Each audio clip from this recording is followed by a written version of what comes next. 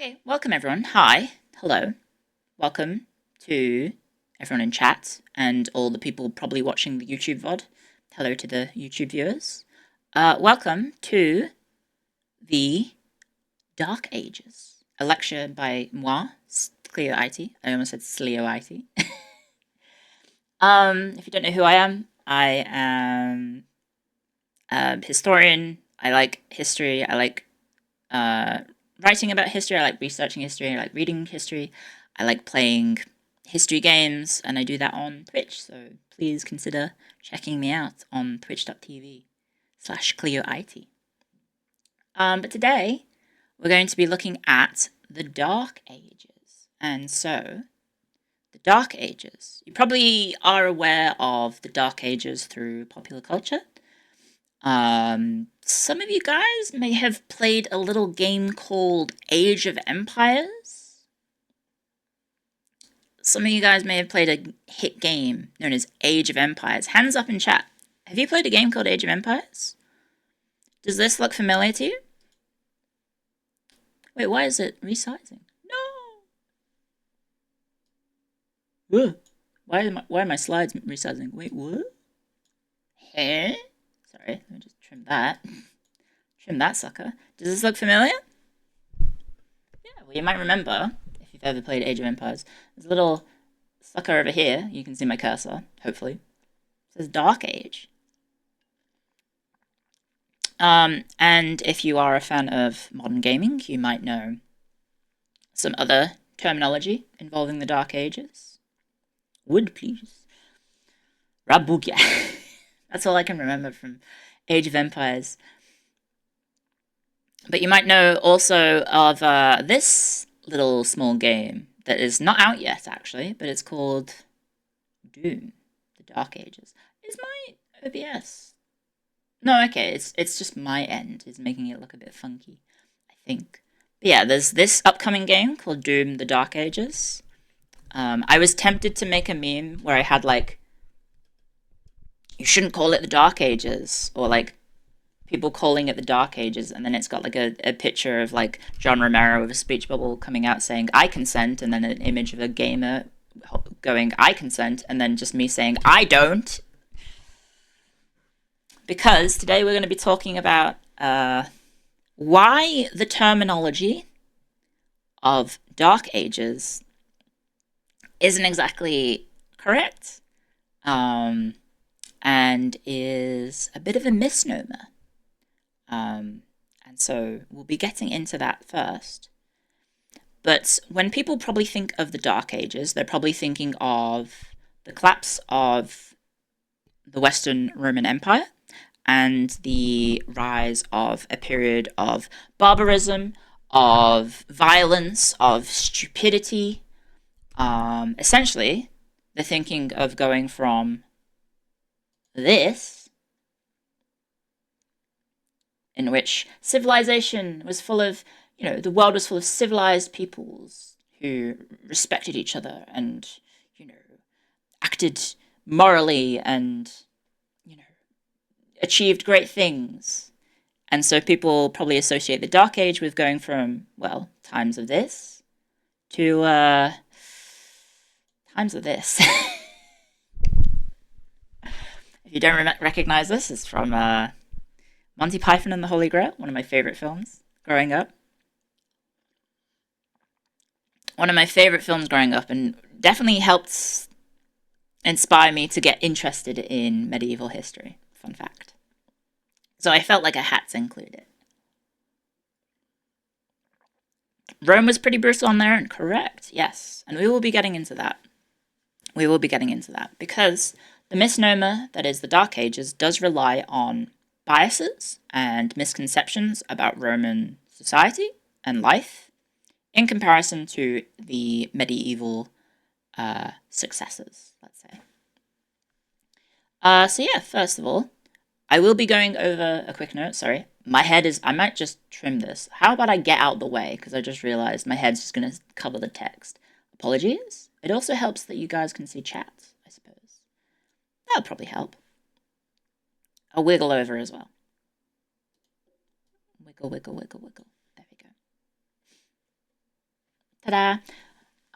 So yeah, when we're talking about the Dark Ages today, we are specifically referring to the broad era spanning, according to some people, 500 to 1,000 years, which is a pretty big window of time. So there are people who argue that the Dark Ages lasts up until, I think, the fall of Rome, the fall of Constantinople in 1453, which is, it's strange. It's very strange. History and the classification of eras and periodization is a very, very strange, interesting topic. But we're not going to get too deep into periodization today, because periodization is a whole other minefield of historical nonsense. Let's leave it at that. But essentially what we're going to be looking at is the broad era, or the misconception of the entirety of the early medieval period or the late antiquity era, depending on your definition of the time. We're going to be looking at the period around the 500s to sort of, let's say, early 10th century. That's kind of what we're going to be looking at in terms of the definition of what a Dark Age is, which is using the more sort of traditional definition of the Dark Ages would be referring to the early medieval period. We unfortunately are essentially propagating, a bit of a myth. It's a sort of a myth that is, unfortunately, like you saw previously in the previous slide, kind of propagated by pop culture. I don't know why there's a little bit of white screen at the bottom. I might need to... Oh, okay, yeah, I haven't actually cropped it properly. Apologies. Give me a sec. Let me crop that properly. Zoop. There we go. Sorry, I'm not very good at OBS.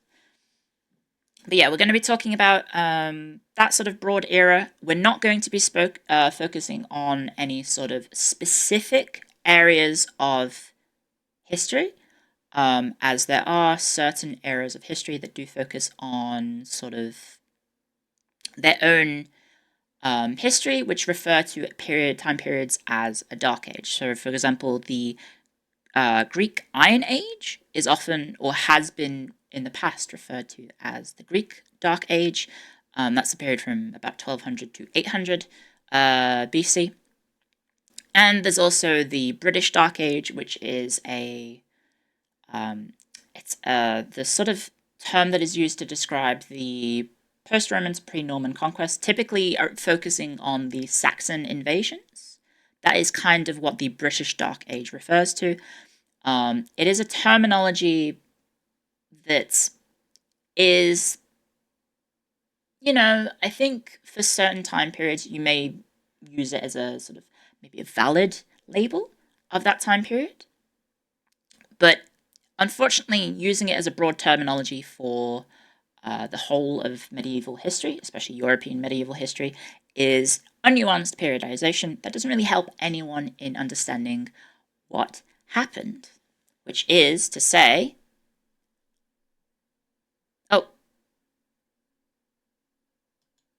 what were the Dark Ages? There we go. Sorry, I almost got my slides mixed up. Because again, as I mentioned before we started, I've been working on this morning, and then I've been rearranging the slides, so I'm actually not sure the order. So, what were the Dark Ages? So it is a myth about medieval history that is still propagated in popular culture. You see video games, you see film, you see TV, of a society of conflict, social decline, general stupidity, intellectual intellectual decline as well, a return to mud and dirt and living in hovels and people living in squalor, the abandonment of cities and the establishment of rural agriculture as the predominant form of sort of society. But it's not necessarily true. So it's, like I said before, it's typically associated with late antiquity and early medieval history. And so it is one of those awkward situations with periodization, which is a discipline of history which loves to essentially split up history into different categories to make it easier to understand, except we can't actually come to a consensus about what is what and what is something else. And so you end up with, people just essentially arguing over, oh no, I think the late antiquity ends in this time period. Oh, I think early medieval history starts at this event. And eventually you just kind of go around in circles and arguing semantics and essentially drawing arbitrary lines in sand where, the people who lived through those events didn't have really that sort of perception of the times that they were living in. So it's all very strange and basically cyclical argumenting for the sake of having an argument and having discussion. I guess keeping yourself in a job because you kind of need to keep writing. Historians kind of need to keep producing sort of text to make sure they keep a job, basically. So yeah, today we're going to be looking at where does the term the Dark Ages come from. So if you're not aware, there's a guy called Petrarch, and this is Petrarch here. And he is kind of to blame for why we have the term Dark Ages. We'll be going into that in a bit. Like the sonnet? Yeah, Petrarch sonnets. Yes, so Petrarch was a poet. We'll get into that. Don't worry. And we'll be talking about why is it a contentious term. And also, I do have a little sub-point about what is historiography. So if you're not aware, historiography is essentially the study of making history or discussing history. So I figured I'd put that in the slide because just in case people aren't aware what historiography is. Any questions so far? Any questions at all? I'll just use this time to take a sip.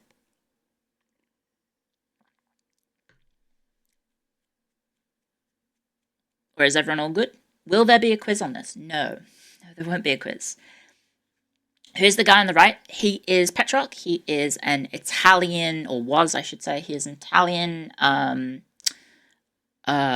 guess he was a poet, and scholar.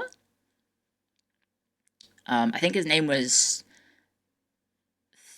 it Francesco Petrarca or something like that. We'll get to it in a sec. But yeah. How do historians fight over a dispute? Through written word. Is the term Dark Ages coined by a specific historian? Yes, actually. This guy right here, Petrarch. Was he Renaissance and medieval? So he is actually, well, we'll get to that in a sec, but he is actually considered the father of the Renaissance. So, yeah. Did he die? Well, he lived like 600 years ago, so it'd be a bit unusual if he was still alive. What did you miss? Not much. We've just started. A Petrarch of the Renaissance. But yes, if there's no other connections. Oh yeah, the alerts are still showing up. Yeah, I'll hide them. Thank you everyone for following, and thank you everyone for subscribing. I'll go over them at the end. But where is it? In the OBS. There it is. Okay. I'll just hide them for now. I do appreciate everyone for following, but yeah, just for the sake of not obscuring the slides during the sort of lecture period, I just want to make it nice and easy to follow. Okay. Was he colorblind or did he have a terrible sense in fashion? No. He had drip. He had European drip. What are you talking about? You're just looking at history of present values. That's called presentism. You're not supposed to do that. I think it's helpful to think of the Renaissance as more of a movement than a period. Yes, it is. So yes, we will move on to the next slide. So, what or where does the term come from? So, as we just mentioned, it comes from an old guy, an old mate, Petrarch, also known as Francesco di Petrarco. I think I butchered the Italian. I apologize. I will be butchering pronunciations, don't worry. I apologize. So he coined the term. He lived from 1304 to 1374. He was just before what people would consider the start of the Renaissance movement, or Renaissance period, I guess, if you want to call it that. In Italy, he is known as Petrarch. Yes, I imagine the Italian pronunciations will be much different. So a little bit about him. He was a scholar and poet of the early Italian Renaissance period. He was one of the earliest humanists, if not one of the first humanists. And he argued that God had given humans their vast intellectual and creative potential to be used to their fullest. So if you're not aware, sort of like prior to this sort of understanding of the relationship between humanity and God at that point was a bit more sort of humans were essentially subservient to God, whereas in the Renaissance era, you have people essentially standing up on their own for the first time and thinking for themselves as in the image of God, and so worthy of living, life to the fullest, and not being so sort of not spending all your time kneeling in church, essentially, right? But still having the focus of a religious life, because Christianity was still an important aspect of medieval life, and would be for, well, I mean, it's technically still kind of nowadays, but not to the extent that it used to be. But yes, if you don't know about him, he was actually studying to be a lawyer. But his early passion was actually learning or reading Roman and Greek texts that had survived through the act of copying, or a copying of manuscripts, or basically the act of sort of writing down the old texts, and he was obsessed with them, and so he actually he's considered the first tourist because he loved to travel and he loved to go visit different parts of Europe, mainly around Italy, and he focused specifically on areas where he had access to historical manuscripts. And so one of the things that he is most famous for is that he rediscovered Cicero's or Cicero's, and amongst other Roman writers' letters, which helped reconnect 14th century life with the Roman past. And so you have during this time period, there were still resources there were still extant resources. It wasn't just that there was no knowledge of the Roman past. Obviously, he was reading Roman and Greek texts prior to finding this. He wasn't exactly... It's not like he found the Rosetta Stone, for example, that helped kickstart, our knowledge of Egyptian history, for example. Or the knowledge of the Egyptian language, I should say. He helped he helped uncover these sort of texts. I know Cicero is correct, but it sounds wrong. Yeah, well, that's Latin. Did he get paid? I have no idea. Probably did. Well, he did publish his works, including one being a letter that he wrote to Cicero himself, even though Cicero, I think, at that point had been dead for about 1400 years, something about that. But yes, also another thing that he helped with his discovery of these Roman writers is it helped with the preservation of Latin prose, and also acting as a resource for instruction on how to write and read Latin and pronunciations and all that jazz. Because unfortunately, as time drifts on, our sort of understanding of Latin is there's a gap in knowledge, and so there was a decline in Latin knowledge and pronunciation and prose, and people weren't using Latin as much because other languages essentially took over in terms of importance. Do the same thing as the last lecture. If you have any questions, please highlight your message. Oh yeah, that is a good point. Thank you for reminding me. So yeah, he's quite famous for recording all these sort of, or sharing the sort of knowledge of the Roman past, and in essence, I should say, also the Greek past, because Romans and Greeks intertwined. But yeah, I think that's all for this slide. Was there a drop in history keeping quality between Roman times and the 14th century?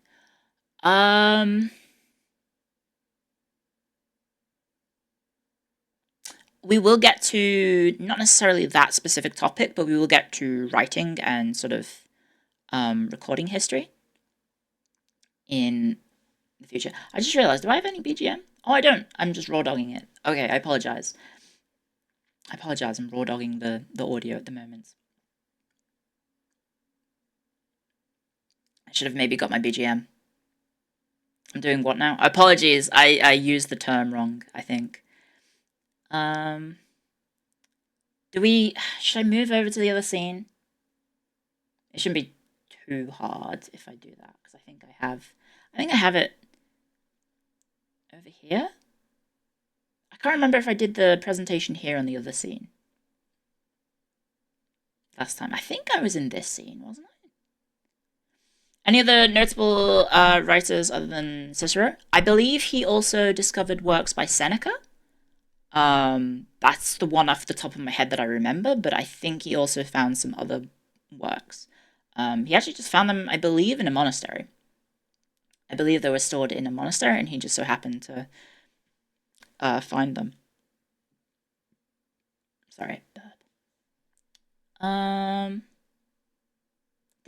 I did have BGM for the last lecture. I apologize. I mean, we can just keep going. It's probably not that bad. So yeah, any other questions for Petrarch? Was there any other notable bias in his record of history? Oh yeah, he is 100% biased. As you can probably tell, he is. We will get to this in a future slide. He loved Roman and Greek classical history, and decried the times in which he lived in, and also the times in the past. We'll get to it in a sec, though.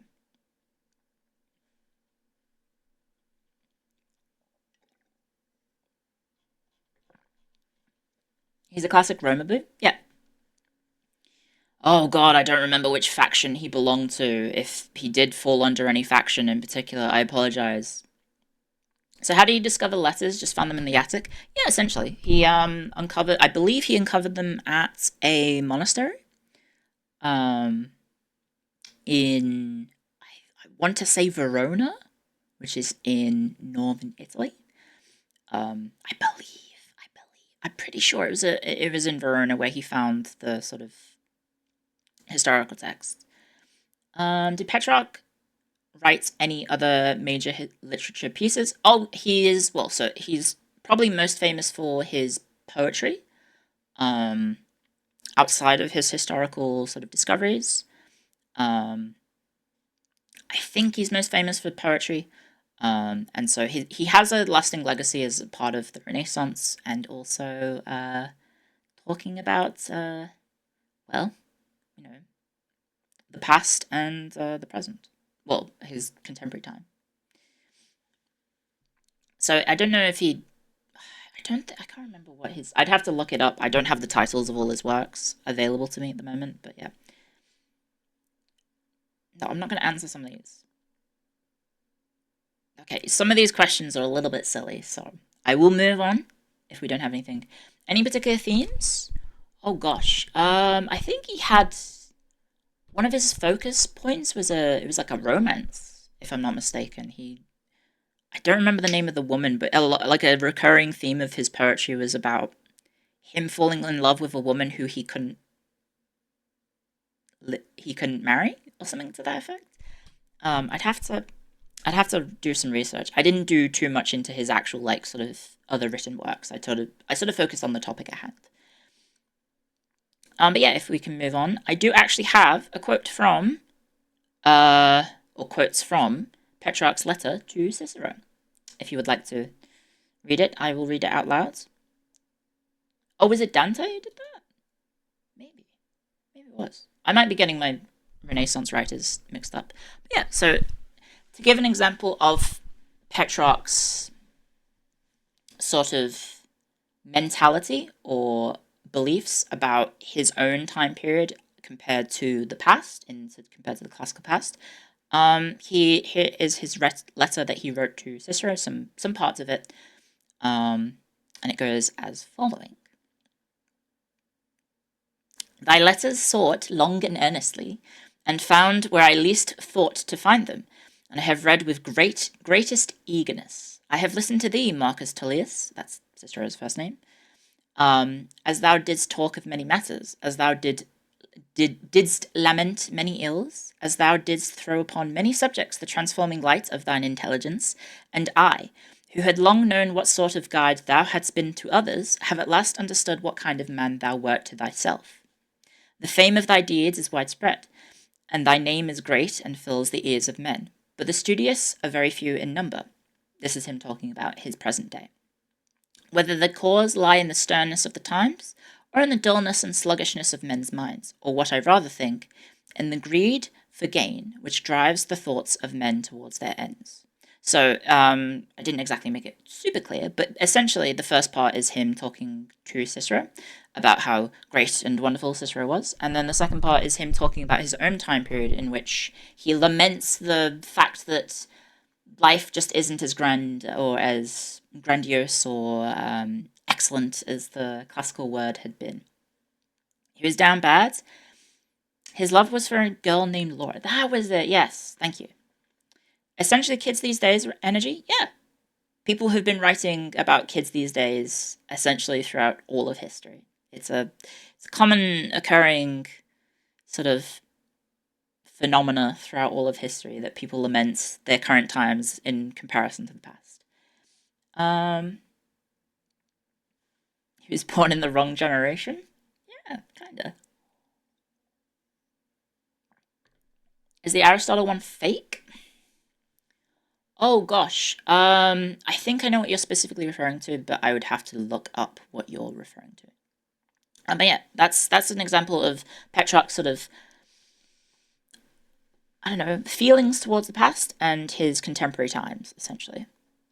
How was he received in his time? So he was considered quite an influential person in the Renaissance, because this was a time period in which people sort of reevaluated their connection with God and their relationship with God and their spirituality, as well as their own moral code.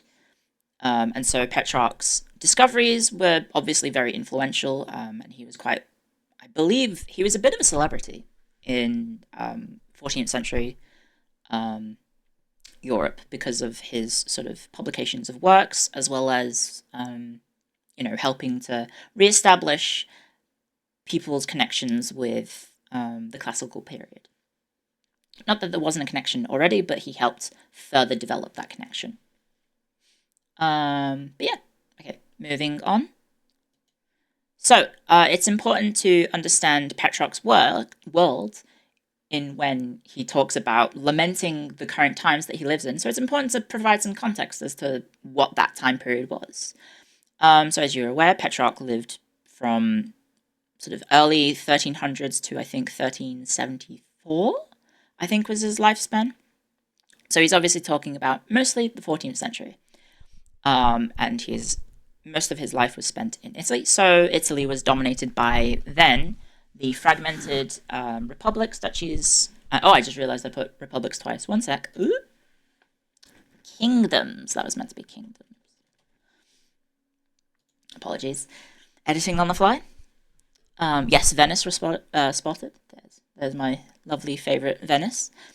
And so he is living in a time that Italy is essentially split up between various different polities, and there's no sense of unity or sort of, common Italian sort of shared heritage. And so people are very sort of like fragmented and split up, and there's no sort of like camaraderie between your fellow Italians. Everyone was sort of competing on their own and, sort of driven by your own sort of sense of morals or goals or gains. And so as a result, you have many of the cities being controlled by corrupt, greedy, tyrannical sort of leaders, cities, and also, the kingdoms and rulers. And so he's lamenting the sort of moral compass of these people who were in power at the time. Also, at the same time, you also have, because there was no sort of unified, there was no sort of unified country. You actually have the countryside being rather unsafe, because there's no sort of one polity dominating the region. So you have people controlling and protecting their own regions, and so the lands in between the cities and the you have kind of just like, right, it's full of banditry and it's not very safe. So you actually had to hire guards at the time to travel from city to city, essentially. As a law student, he also decried the legal system at the time. He was not a fan of that, which is actually why he kind of drops out. He's kind of like a legal school dropout, essentially, to focus on his own passions, which was classical literature. Obviously, one thing that he wasn't a fan of was the use of Latin was in decline. And so, he being a classicist, essentially was not happy that, people weren't in touch with classical history and, speaking and writing Latin, for example. He is essentially, yes, what we would call nowadays, we would call like a Romaboo. He was very much like, longing for the days of yore, essentially. And so this is a time period because of the fracturing, commerce and trade within the Italian peninsula was reduced. That's not to say that trade overall in 14th century Italy was like on a decline or anything. It was actually quite flourishing. It's just trade between cities wasn't as sort of, it wasn't to the sort of levels that the Roman Empire and the Roman Republic would have had. You had republics like Venice. You had oh god, what am I thinking? You had Ragusa. You had I think it's Amalfi. You had Pisa. You had all these different republics in Italy and around the Mediterranean that were helping propagate trade through, thanks to the Byzantine Empire. But yes, he's still kind of lamenting the sort of state that the world was in. Oh, sorry, I didn't mean to click on that. But yeah, another thing that he was not a fan of, he didn't really like the Pope. But that's kind of like a sort of, the Renaissance in general kind of was at odds a little bit with the Pope. And as well as the state of the Catholic Church, there was sort of accusations of corruption. But again, when you are lauding Roman history and being dissatisfied with your modern day because it's corrupt, and then you look back at the Roman history and corruption was rife everywhere, it's kind of like not necessarily hypocritical, but it's a bit, it's sort of rose-colored glasses, essentially, looking back on history, right? Milan was under the French boot for a while. That actually occurs in the 1500s, so that's a good 200 years later at this point. And yeah, so he viewed Italy as having lost many sort of the philosophical and artistic cultural achievements, essentially, that had been earned under the Roman Empire. He was a bit sort of sad about losing them, even though, well, it's a bit more complex than that, as history is wont to do. And any questions? I will scroll up because there were some people already asking questions. I always find it interesting that English speakers translate historical texts in a very Shakespearean-sounding way. I think that's just a product of their education, probably. It's probably just the product of the sort of education and sort of the influence that Shakespeare has on history and historical writing, essentially. Was this unity between the Italian states comparable to the German microstates in the HERE? Yeah. A little bit. Not exactly the same. Obviously, I think in Italy there was... You do have moments in Italian history where they do unify, especially... Petrarch was essentially 100 years too early, I think, because during the Renaissance you did have... part of the reason that the Renaissance period was so prosperous for Italy was that there was a common peace that was forged by the head of the Duchy of Florence. I forget his name. It was Medici. I apologize. We talked about him in the... Oh gosh, what was it? The War of League of Cambrai lecture. We talked about that. But yes, there was more of a camaraderie and common sort of purpose and sort of fraternity amongst the Italians about 100 years later, which unfortunately Petrarch missed out on.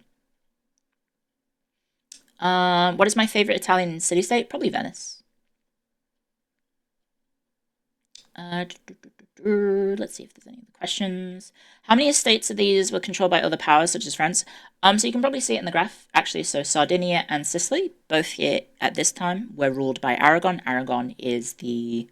so if you imagine, this is the coastline of the Mediterranean. You get to sort of eastern Spain or eastern Iberia. Aragonese... the Kingdom of Aragon was basically like... essentially the eastern half of the Iberian Peninsula. So they ended up controlling Sardinia and Sicily. They actually, in the future, get control of Naples, quite briefly, because I think Naples gets inherited by Provence, and then Aragon gets it off the Provence, I think, is how it goes. I might be misremembering. Overall, trade was pretty good thanks to the rise of mercantile republics and the Crusades. Yes. Again, so we're talking about sort of Petrarch's sort of understanding and perception of the world around him, not necessarily what was actually true when he's referring to his sort of lamentations of the world he lives in, right? This is how he is viewing the world, not necessarily what is actually happening, because we will get to that later in the thing. Yes, the Peace of Lodi, thank you very much. Yes, between Florence, Milan, Venice, and the Papal States. So essentially the major powers in northern Italy. What I'm hearing is that Venice was corrupt, greedy, tyrannical, and filled with bandits. Not necessarily just Venice. Many sort of areas in the Italian peninsula were sort of suffering from the same fate, so to speak. Whilst Venice was a republic technically, how close were they to a participatory democracy in the modern sense? So they weren't really. The Venetian Republic was essentially an oligarchy. And so power was held in the wealthy elites. The common people didn't really get a say in who was elected Doge, Doge being the leader of the Venetian Republic. And the election system was ridiculously complex in a way to try and maintain checks and balances. So that there are elements of the Venetian Republic that might be familiar to modern democracies, in which you have sort of these checks and balances to try and make sure that the head of state doesn't become autocratic, but no, it wasn't necessarily like a democracy by any sense of the imagination, with people voting, like the common people went voting on their leaders. How would you compare Petrarch to someone like Desiderius Erasmus in terms of popularity? Oh god, you are right in that Erasmus has been referred to as the first celebrity. I wouldn't know, because it's kind of hard to sort of quantify that sort of... It's hard to quantify that sort of value of fame, right? It's kind of hard to sort of say, oh, one person was more famous than the other. Maybe nowadays, in sort of modern society, it's quite easy to do that because things have numerical values attached to them. But I think back then it would be a bit difficult to say who was more famous, right? What about the popes at this time? Do they drive their own agenda and align with political actors? Always have. The popes were always pushing for their own agendas and what they thought was best for the religion as a whole, right? Scrolling down, scrolling down, scrolling down.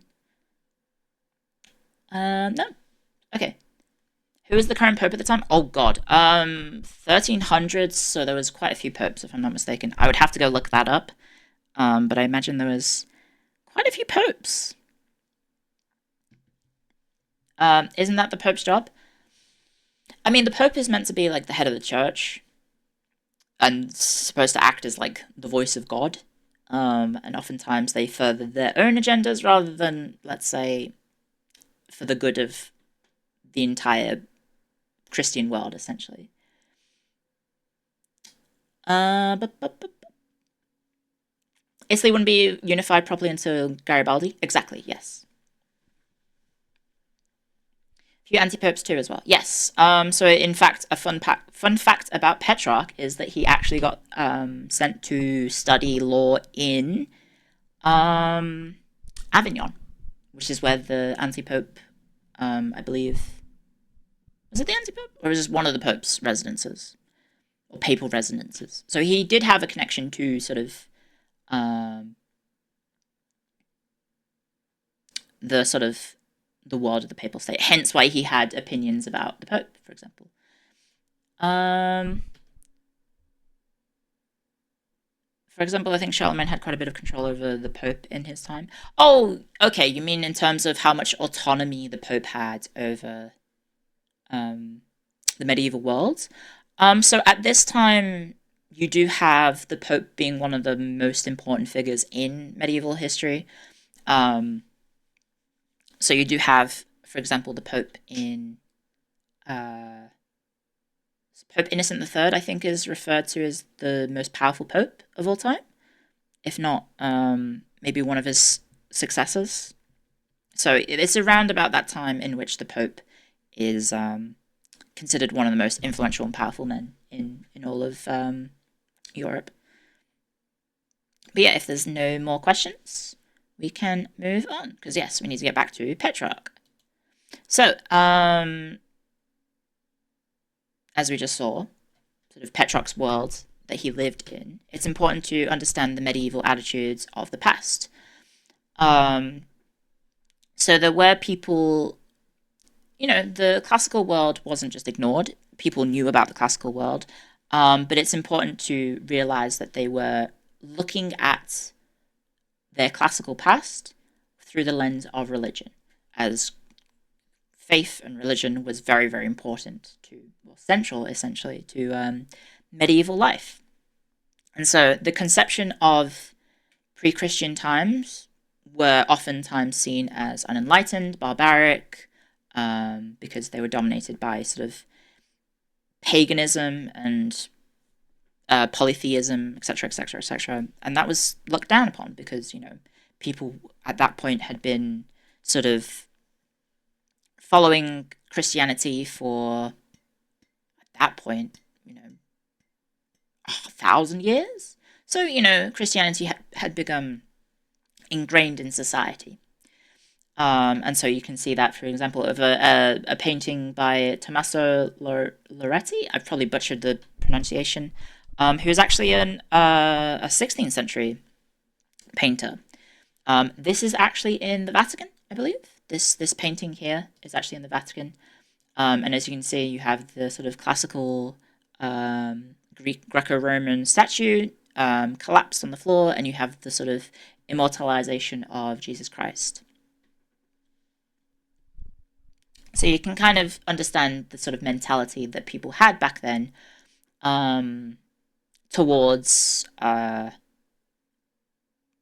classical world. And so I believe this is a quote from Petrarch, in which he says, "Amidst the errors there shone forth men of genius. No less keen were their eyes, although surrounded by darkness and dense gloom." So he's actually writing about from that passage, he's actually writing about the medieval world when talking about sort of, or having still some interest in the classical period. Because, as I mentioned previously, the medieval world still was connected to the classical past, albeit not as much as he would have liked because of the sort of influence and authority that the Christian world had. Is medieval correct or just a typo? That's a correct spelling. You can spell it multiple different ways. Any questions? Hopefully that was a clear point. I apologize. The last point might not have been too clear.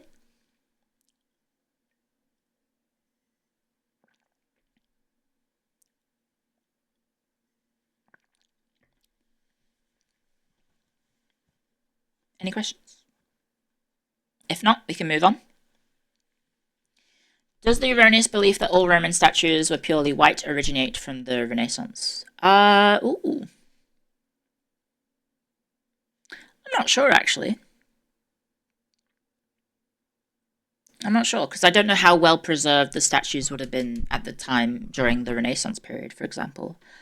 Because if you're not aware, Roman statues were painted. I believe Greek statues were painted as well. But obviously through time, the paint sort of wears off. And so that's why we often associate sort of the statues with sort of like classical white marble, etc., because that's what they were made of underneath the sort of painting. Cicero died around 40 BC, so way before Christianity was the state religion. Yes. So I'm late. No, don't worry. There'll be a VOD on YouTube when I am done. Hopefully it won't take too long. I'll need to fix up my bibliography because I have my bibliography all done, but I just grabbed the sources as I listed them. I didn't actually have time to rearrange them in alphabetical order. I can show them on stream eventually when we get to the end, but yeah. Wasn't it part of the Renaissance an effort to Christianize paganism? In a sense, yes, but no. There was we'll get it to the next slide. In fact, I'll just move on to the next slide. But essentially, the Renaissance period, or movement rather, essentially tried to see its past, or it saw its Christian present as a continuity of the classical past, essentially. Which, there we go. Here we go. So what was new?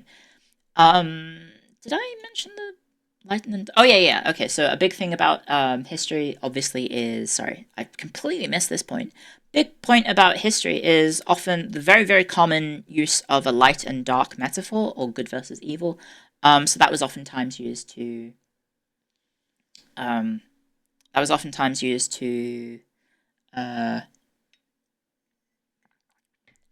as like a moral compass, essentially, especially in the Christian period.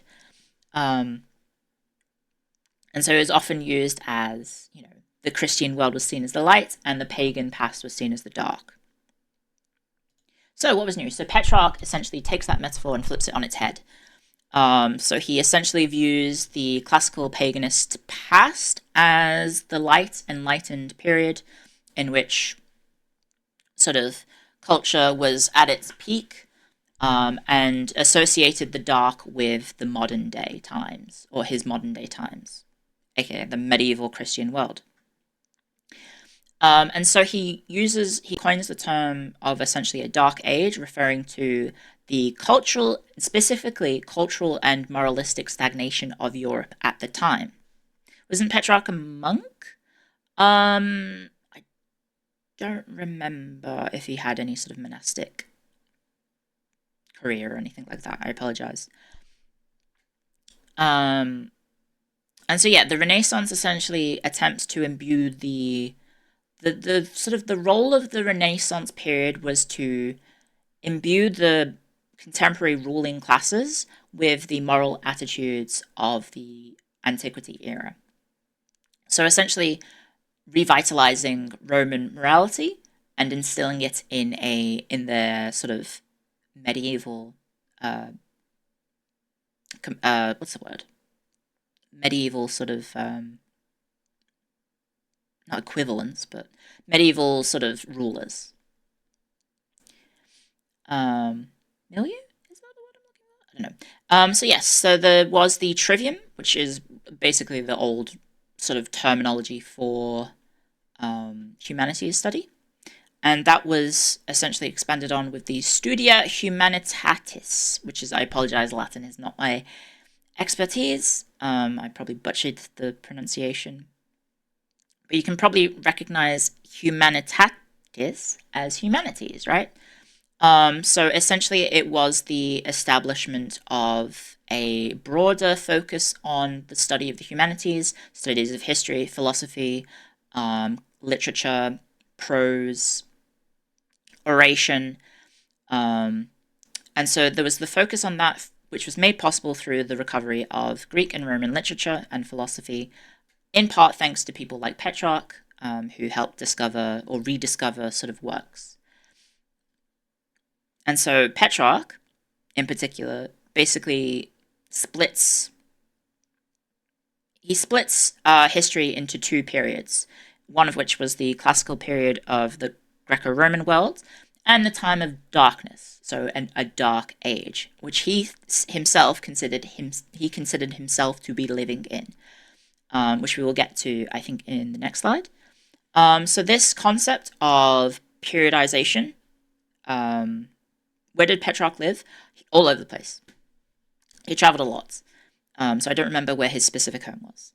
But this concept of periodization of having a sort of antiquity or classical era and then a dark age and then a period of sort of a better age that they lived in was expanded on in the 15th century by historians such as Leonardo Bruni, Bruni and Flavio Biondo. I apologize, Italian. Sorry, burp. Biondo. During the height of the Renaissance movements, and they came up with the concept of a modern better age, which they believed that they now lived in. Because, let's be honest, the Renaissance period was a bit self-righteous. As we will see, self-righteousness kind of is a reoccurring theme throughout history. And so, yes, that term, the Dark Ages, or rather the term for that middle age between the classical world and the better age that they lived in was called the Middle Age. And so that's where the term Middle Ages come from. It's where medieval comes from. Media Tempestas or Medium Aeum? But yeah, you get the word medieval from Medium Aeum, I guess. Right? Yes? Yes. Yes. Sorry, I'm so indecisive about that because my Latin pronunciation is absolutely horrible. Oh yeah, Aewum. Sorry, yes. Yeah, it's been so long I completely forgot the V's are w sounds. Aewum. Sorry. Thank you. Thank you very much. But yeah, any questions about this sort of perception of sort of medieval history in comparison to ancient history? I'll take a bite of my biscuit whilst I...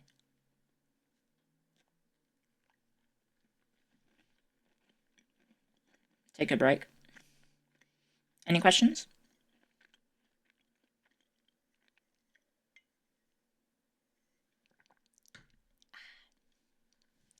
Nope. Nope. Nope. Okay, moving on. Oh, there we go. How was this received? That the more Christian period was dark, according to him.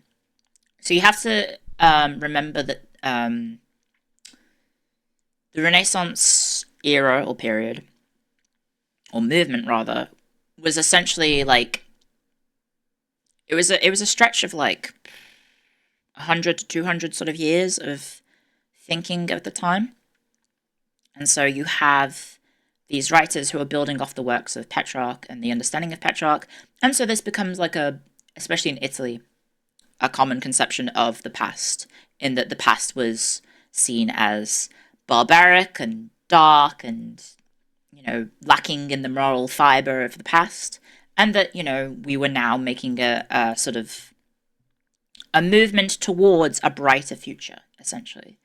So they were fine reconciling with the past as, you know, primitive or barbaric, essentially. Didn't the Pope get mad at Petrarch for glorifying pagan times? Yes, I think so.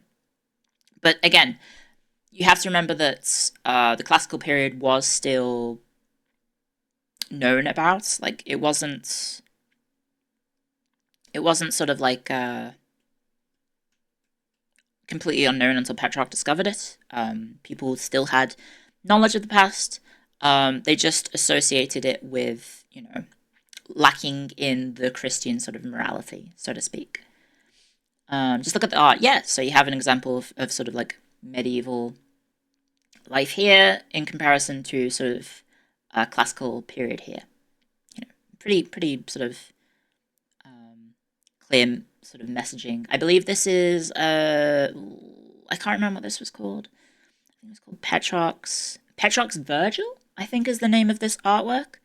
I believe this is meant to be Petrarch. I think this is meant to be wisdom, or the concept of wisdom, and then I believe this is meant to be Virgil. I think that's the painting. Anyway, so here is a quote from Petrarch himself.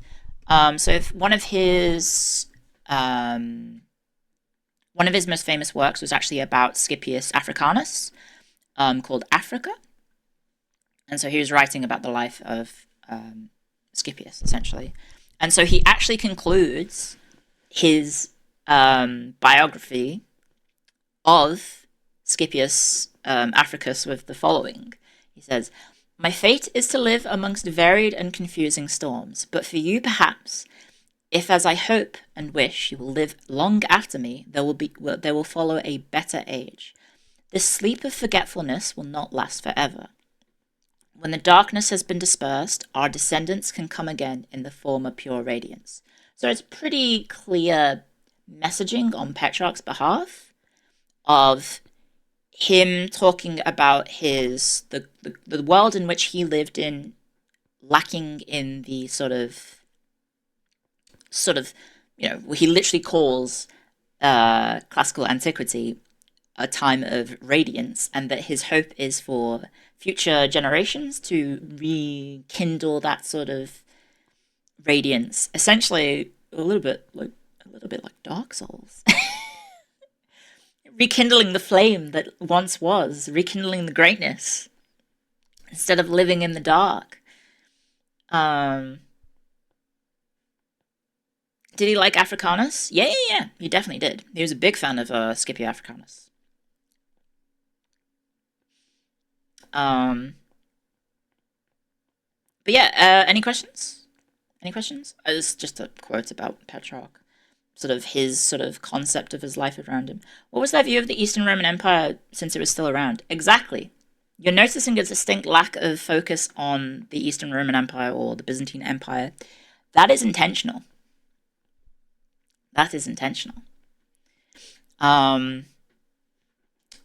Why is the text named Africa? Because it was named after Scipio Africanus. The whole continent of Africa is named after Scipio Africanus.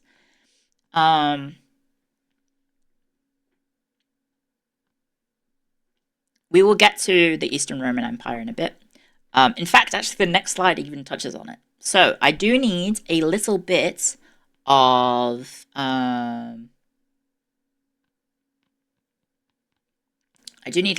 audience participation, because the next slide, I'm going to ask you guys a question about the following graph. So this graph outlines the sort of, or displays the European output of manuscripts from 500 to 1500 AD.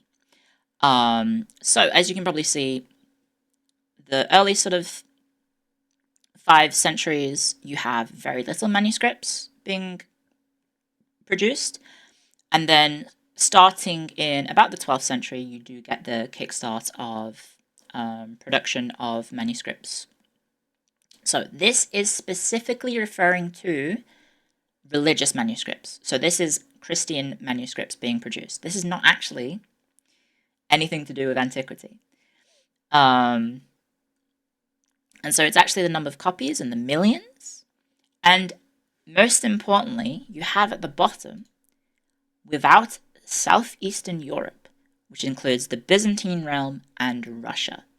So what does this graph tell you guys about medieval intellectualism?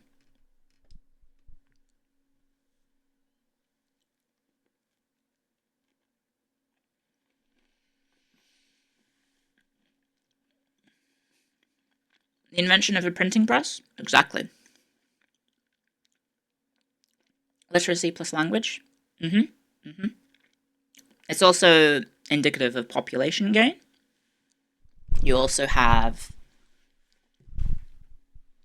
issues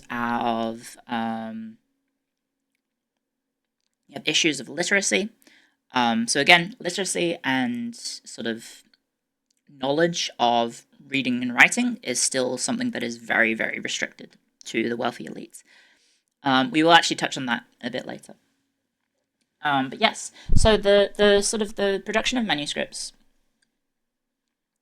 it did expand, but specifically during the time of Petrarch, which is the 14th century, you have Petrarch decrying that people aren't writing anything. But if you look at this graph, during the 14th century, they're actually supposedly in Western Europe producing almost 3 million copies of works.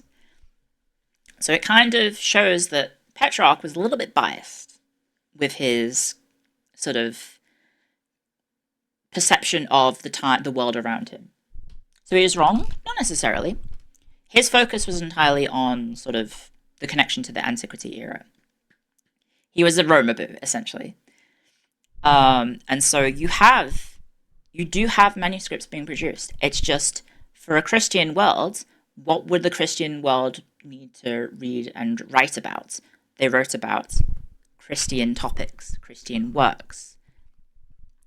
So you have, essentially, a Romaboo who's decrying, why aren't they writing about Rome? Well, it's because people didn't need to know about Rome. They needed to learn about the Bible. They needed to know Christian literature. And so, even in the 13th century, which is the century prior to Petrarch, they still produced almost 2 million manuscripts in the century previously, right? So, this is sort of helping to sort of understand, and this is excluding, the Byzantine era realm, it's excluding Russia. This is purely just mostly Western Northern Europe, right?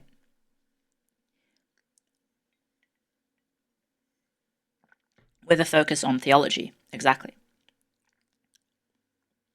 Is there any significant change in materials used? Nope. I don't think so. So you have to bear in mind that these manuscripts were produced by hand. For the most part, produced by hand, with members of the church, members of the clergy, writing out copies by hand. Is this on vellum?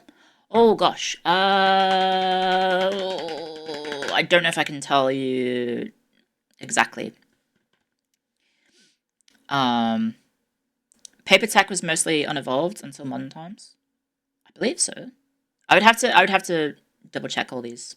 But yeah, so you would have these members of the clergy were essentially just copying over and over and over manuscripts, sort of any sort of works that they had that needed to be mass produced, except they weren't mass produced because it was all by hand. So another thing that this graph can show you is the output of the clergy class in terms of literature and sort of theological sort of manuscripts. Are there any examples of famous theological manuscripts? So yes, there was one that I remember reading about that I think is included in this, but I would have to look it up, and I don't have the name of it at the moment. I apologize. I think the author was, I'm going to butcher the pronunciation, Migne? Migne. Migne, I think is the the author's name. I can't remember what his work was, but that was the author.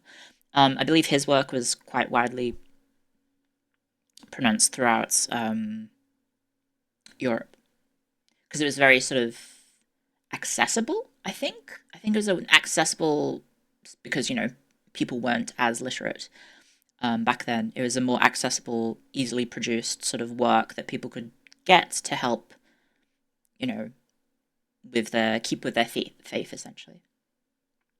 Were there more private companies? No, so manuscripts were primarily a clergy, and like bookkeeping and book writing was primarily a clerical duty. There definitely would have been, people producing their own works in a non-religious format, or even in religious formats, but because, the people had to write for the times that they lived in, and to write for the times that they live in, you need to make sure that you're necessarily following the belief systems of the world around you, right? Otherwise, you would be labeled heretic or even worse. I'm not sure how to explain this, but maybe some form of overall increase in stability, which meant more people could dedicate time to writing. Yeah, but it also shows an expansion of the clergy as well. For example, you have the increase of the power of the church, you have the increase in the number of members of the clergy who are being educated in the world of reading and writing.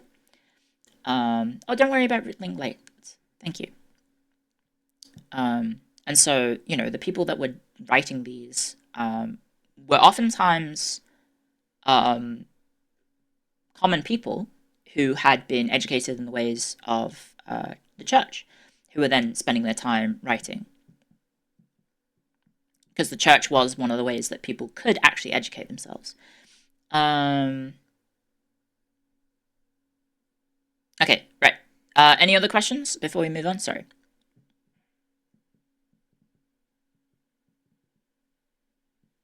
Were any big cases of original text being changed in the copy process? Yes. Yes, so a big issue with our... oh, one sec.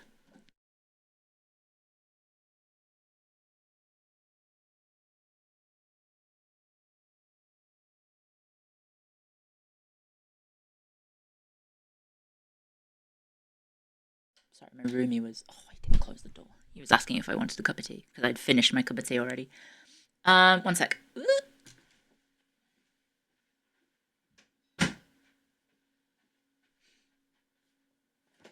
What does the graph tell me? It says the output of manuscripts went up. I kind of elaborated on it in a little bit. Is there any correlation between the Black Death and the new focus on getting people educated? Ooh. I'm not sure. I'm not sure at all, actually. It'd be hard to say. Because, the Black Death wasn't exactly the first pandemic that people throughout history have faced, and I don't know if there was a trend of any surge in education after those. Did the sack of Constantinople influence the rate of manuscript making? 1204? No. So, the Black Death came through trade over the Silk Road. With trade comes education, so you could argue that way.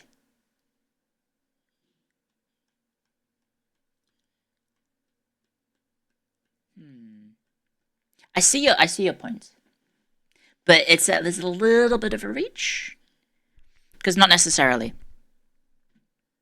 You do get aspects of sort of education spreading through trade.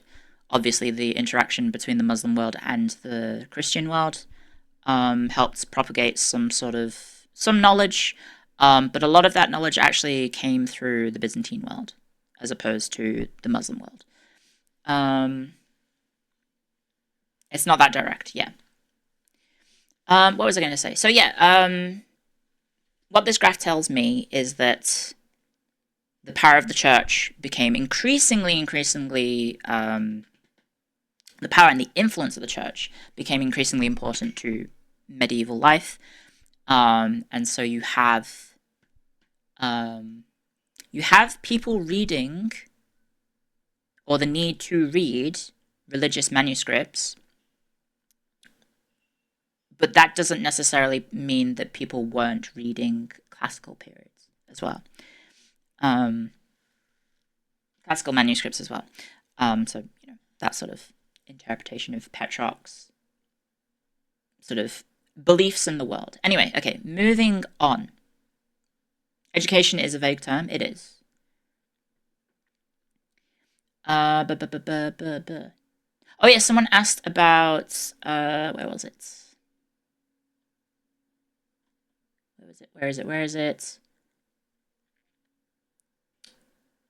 What about Koboda? Didn't it become a university city in the Islamic world in the 8th century? There must have been significant amounts of writings produced by them. Oh, yeah, so this graph completely ignores that. This graph is European output, not necessarily Islamic. Even though, yes, Koboda is in southern Spain, right?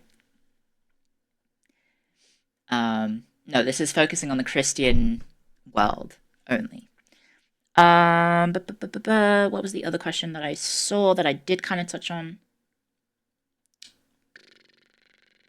If I can find it. Sorry, it was a good question. Oh yes, about the accuracy of works being copied. Yeah, that was always a concern, and is a concern in history that we have to unfortunately just reconcile or deal with. Is that the texts that we have nowadays that survived have gone through the hands of countless different monks, clerics, writers who have all written down, the story over and over and over again. And so what we have today has probably passed through maybe hundreds of hands, right? And who the heck knows if any single one of them, played the game of what we call now telephone, and they changed something. We have no way of, unless we have multiple examples of these works that we compare and contrast to, we don't necessarily know if we can actually rely on these works, right? So that is always something that you have to take with a grain of salt when looking at historical sources, is that they have passed through countless hands to get to us.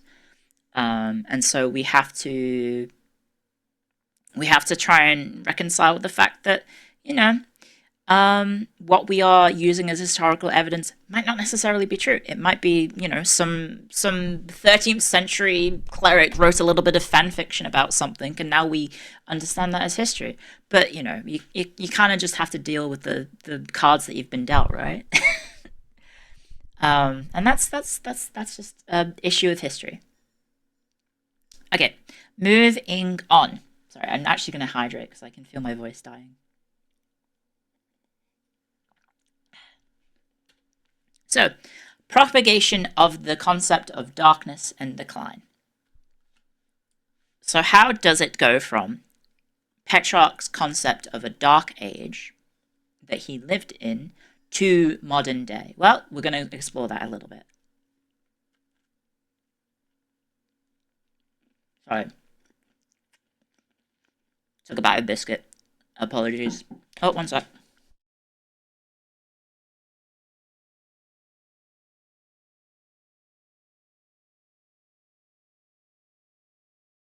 Sorry, Rumi was just handing a cup of tea.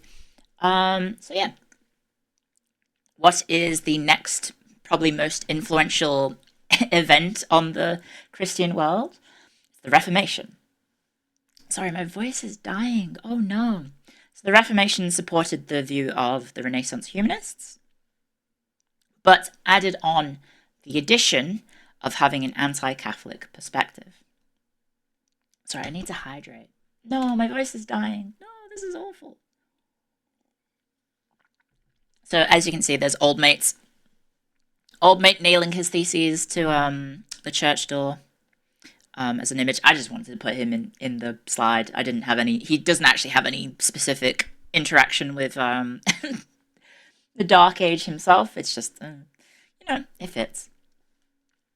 So yeah, we have the Reformation taking Petrarch's ideas about the previous history being a dark age and adapting it for their own political agenda.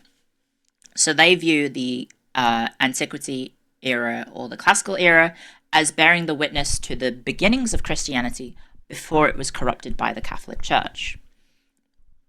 And so they take this concept of corruption and make it synonymous with the Middle Ages or the medieval period. And in essence, they are ascribing religious morality to history. And so it's talking about not necessarily the Dark Ages being full of sort of violence and or a collapse in society, but rather a decline in morals and culture. And so this sort of mentality is then taken by your sort of the Reformation theologians and sort of politicians, because obviously you get at this time very contentious history between the Protestants and the Catholics. And so, you know, you have this sort of judgment on the past in less than favorable ways because of modern or contemporary issues that they were facing, because they wanted to, you know, get one up on the Catholic Church. And so, of course, the Catholic Church doesn't exactly take that lying down. Also, before I move on, any questions? Yes, Martin Luther nailing his memes on the door of a church. It's valid to assume that the church, religion, and state politics became even closer in the Dark Ages, more so than the Roman times. Well, it's not the Dark Ages, it's medieval period. But yes, the church was intertwined with politics. And, you know, the political world was, you know, the Protestant Reformation was a response to the intertwining of church and state, in a sense. Religion is the very concept that the term meme was invented for. Yeah, memetics.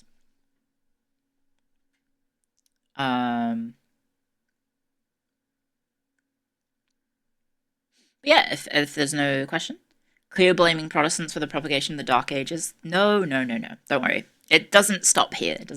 But it is how people took Petrarch's concepts and took them further and added to them and changed them and adapted them to their own sort of, you know, propaganda or political leanings, essentially, right?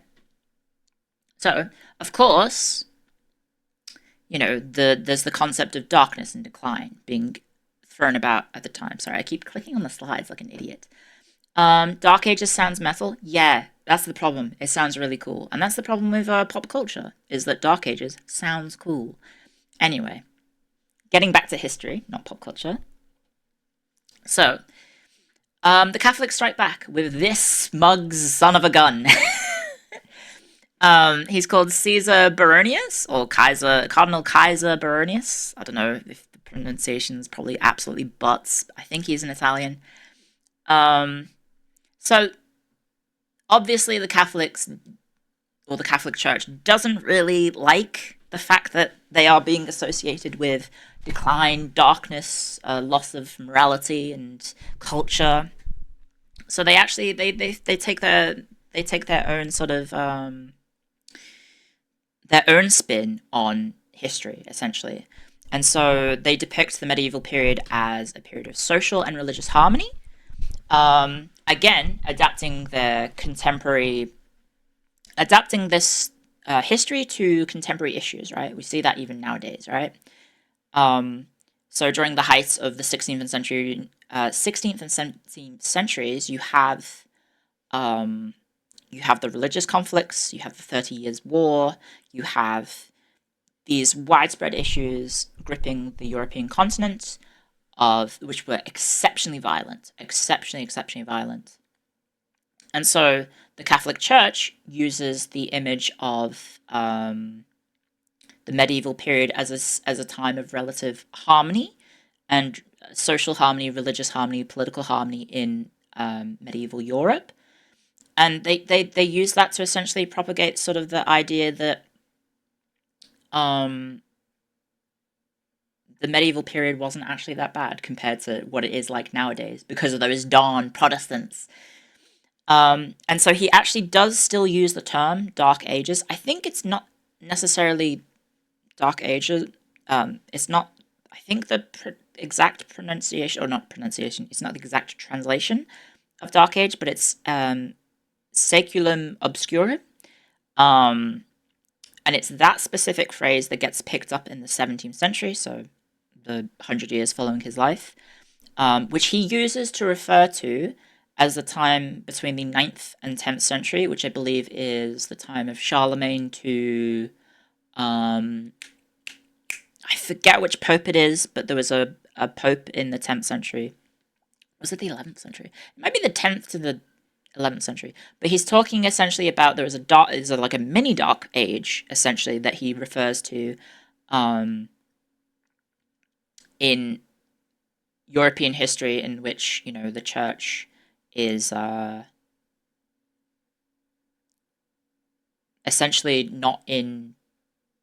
doesn't have the same influence that it does nowadays, essentially. And so he's using that to refer to it as like, hey, European history was dark because the Catholic Church wasn't doing its cool Catholic Church things, essentially, right?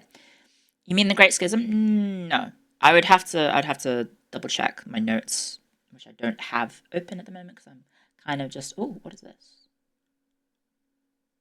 Okay, nothing to worry about. Yeah, so hopefully that makes sense. I'm not sure. Any questions?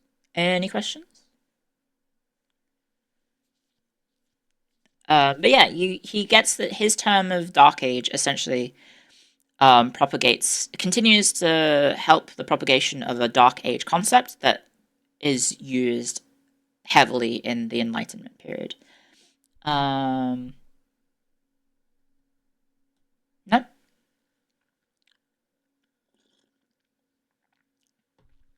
Anyone? Anyone at all? I'll give you guys a second. Did Baronius have any connection to Petrarch? I don't think so, because you're bearing in mind there's like 230 years, I think, between their times of their birth, I think. I think Petrarch was, what, 1304? And Baronius was 1538. So, you know, you have a pretty significant time separating them two. But it is important to realize that, you know, the works of Petrarch were essentially like the foundations for the concept of what a Dark Age was, that then got picked up by different sort of factions and peoples throughout history and changed to twist to their own changed to suit their own sort of definitions of and interpretations of history, essentially. So in essence, whatever dark age people perceived they were in was only a projection of their own powerlessness. The idea of a dark age stuck because of how empowering it is in its ability to grant victimhood. I wouldn't go that far. No, I wouldn't go that far. So it's essentially just like a, you know, the concept of a dark age historically was people talking about, oh, the times that we are in or the times that we were in were bad because of X, Y, Z. So for Petrarch, it was because people weren't as connected to their classical antiquity past. For the Reformation, it was because of the corruption of the Catholic Church. For Baronius, it was for a specific other issue, which I should have written down. I really should have written down. I might just go find it real quick.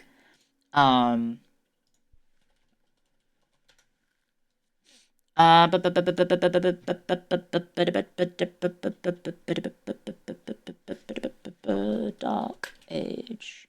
It refers to the period between the end of the Carolingian Empire in 888 and the first inklings of the Gregorian reform under Pope Clement II in 1046. There you go. There you go. That was what I was quoting. So essentially, he's talking about the reforms of the Catholic Church in the 11th century as the end of the Dark Age because the Catholic Church has been reformed, right? It's an exaggeration of bad stuff that wasn't that bad, essentially. Did Baronius reference Petrarch? No, so Baronius is talking about a Dark Age in contrast to the Reformists and the Protestants.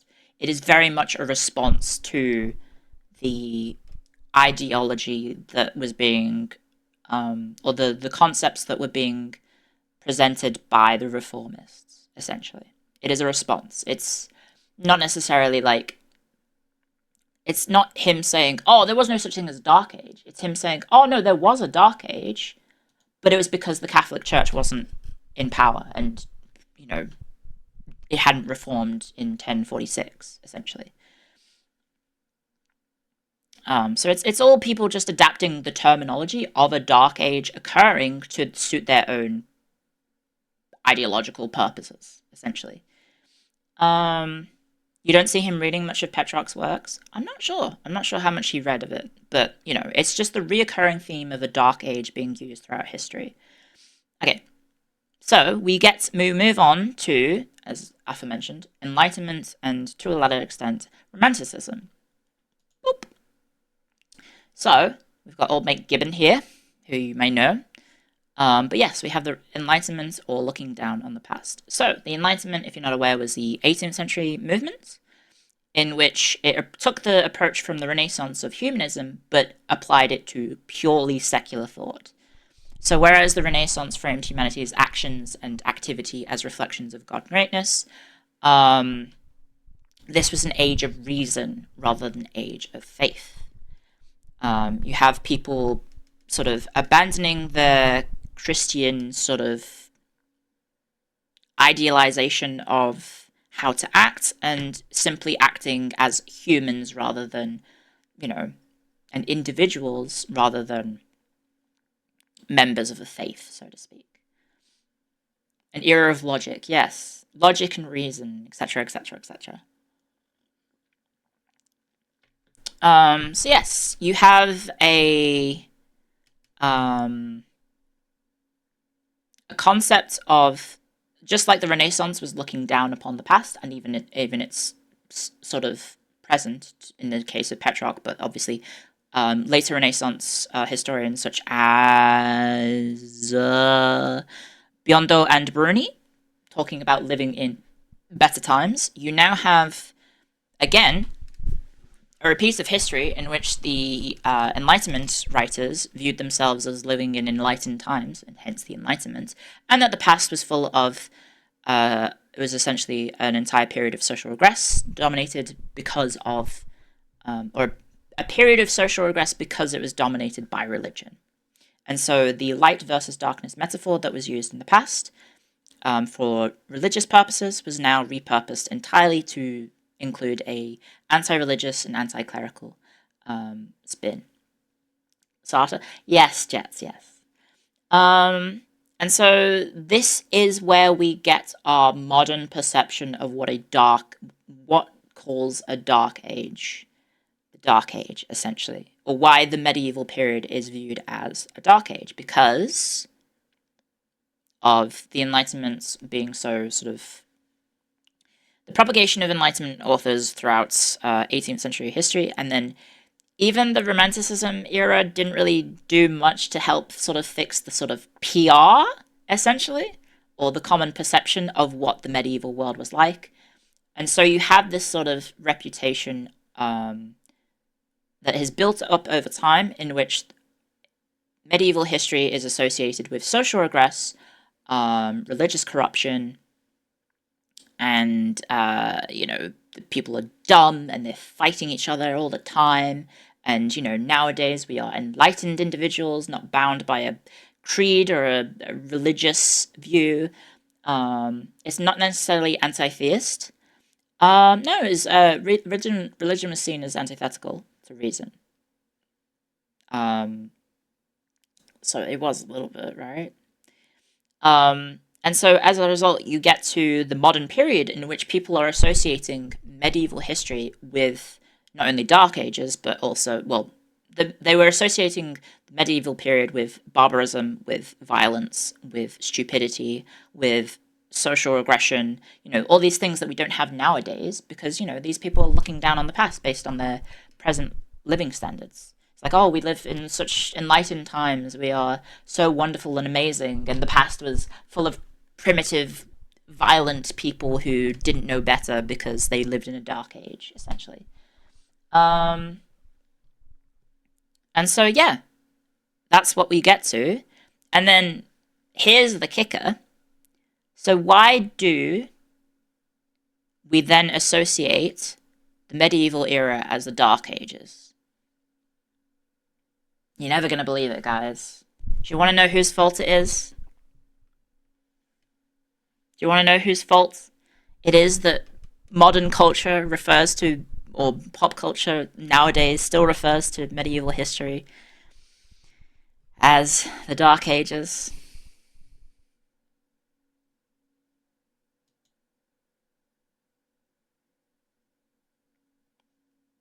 It's the British fault.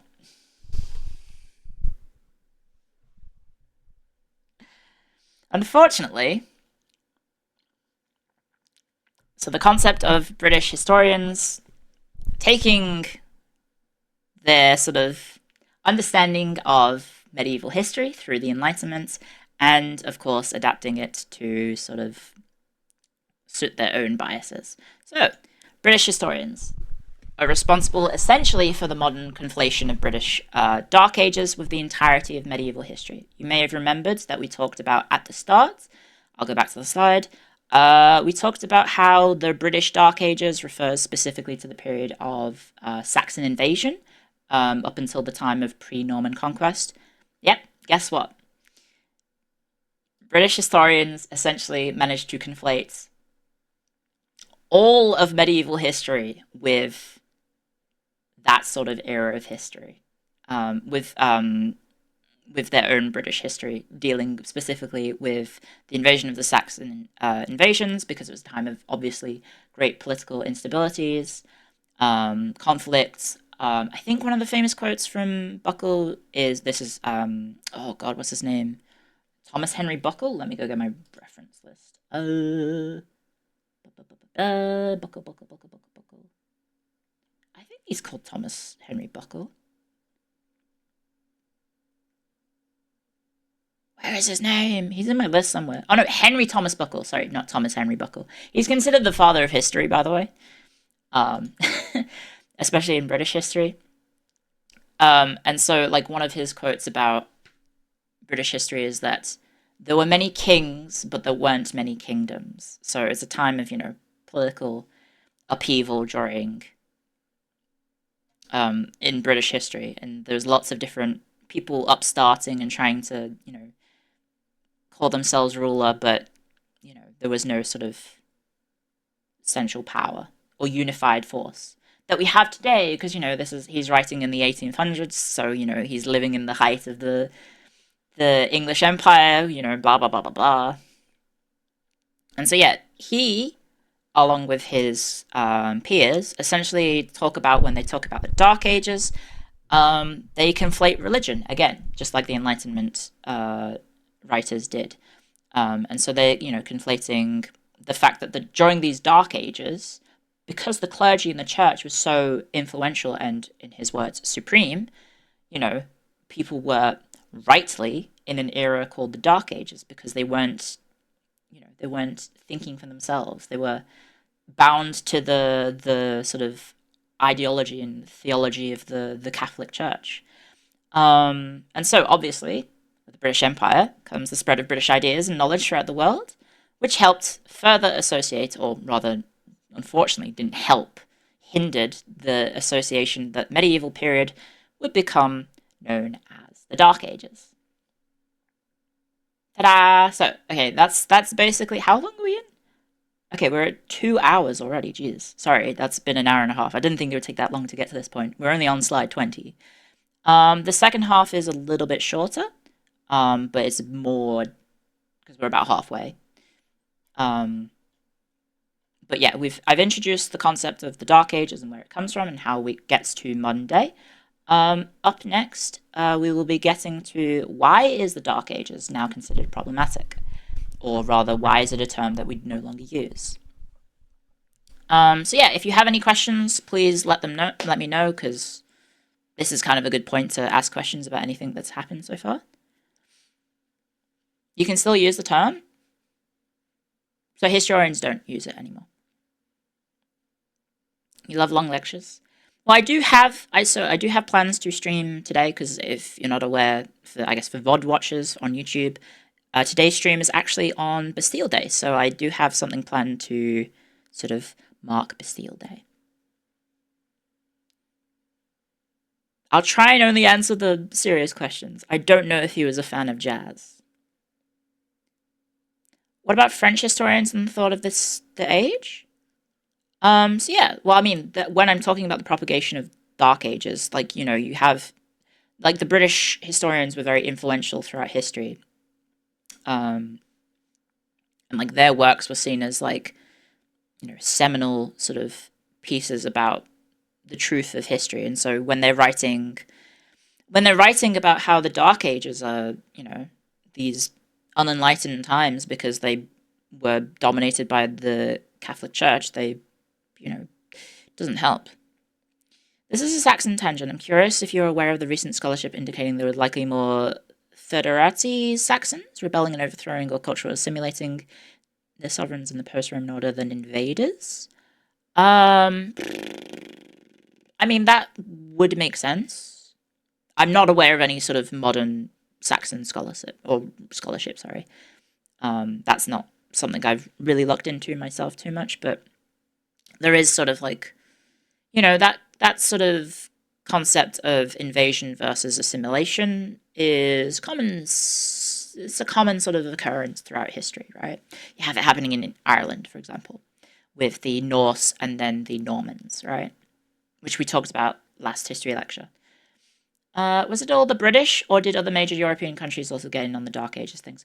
So it's not necessarily like the British as a whole. It's more just like British historians were very influential throughout history. There were other historians that did also propagate the concept of a Dark Age, a medieval Dark Age occurring.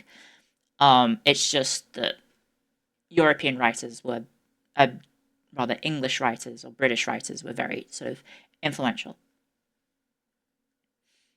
With much of what was valued about Roman antiquity being derivative of ancient Greece, was there any dramatic difference in one being valued over the other during the Dark Ages?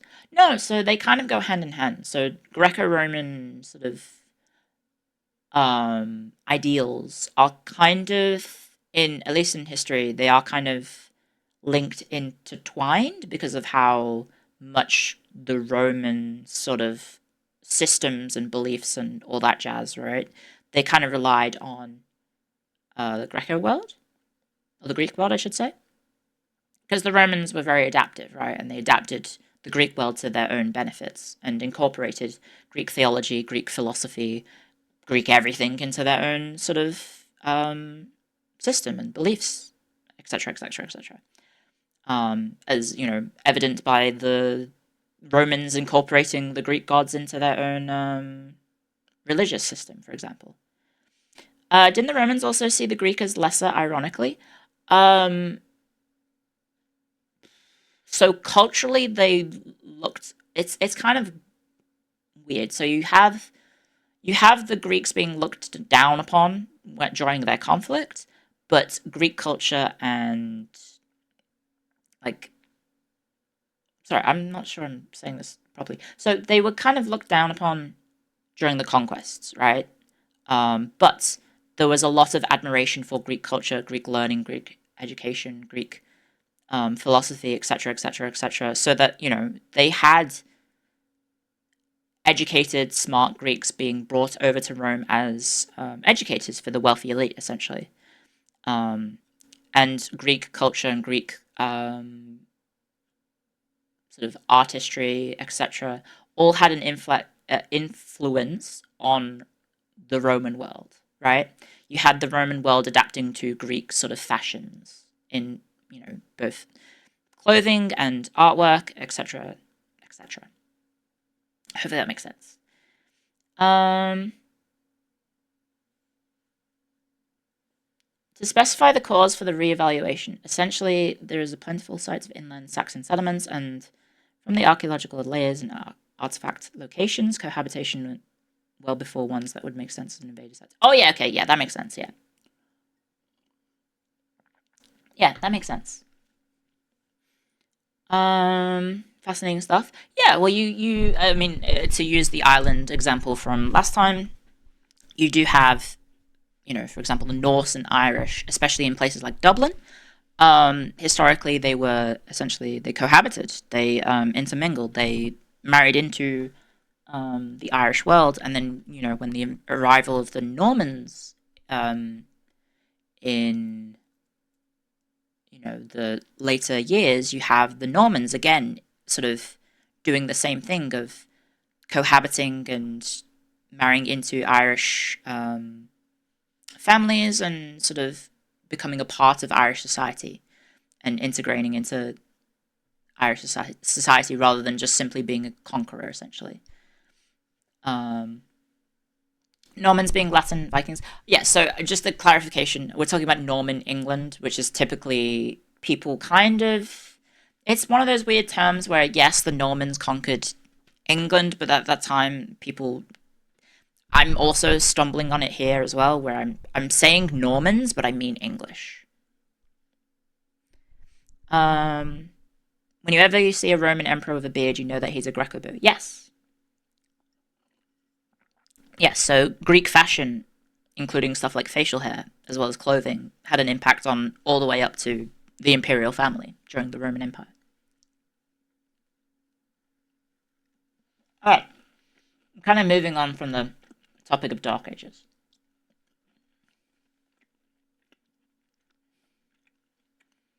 Okay. Sorry, moving on to the second part. So, why do historians dislike the term the Dark Ages?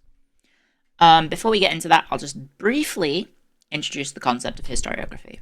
And I definitely didn't do this slide just because I wanted to include this artwork, which is very nice artwork. It's the Allegory on the Writing of History by Jacob de Witt in 1754. So it has... This is me, guys. This is a historian.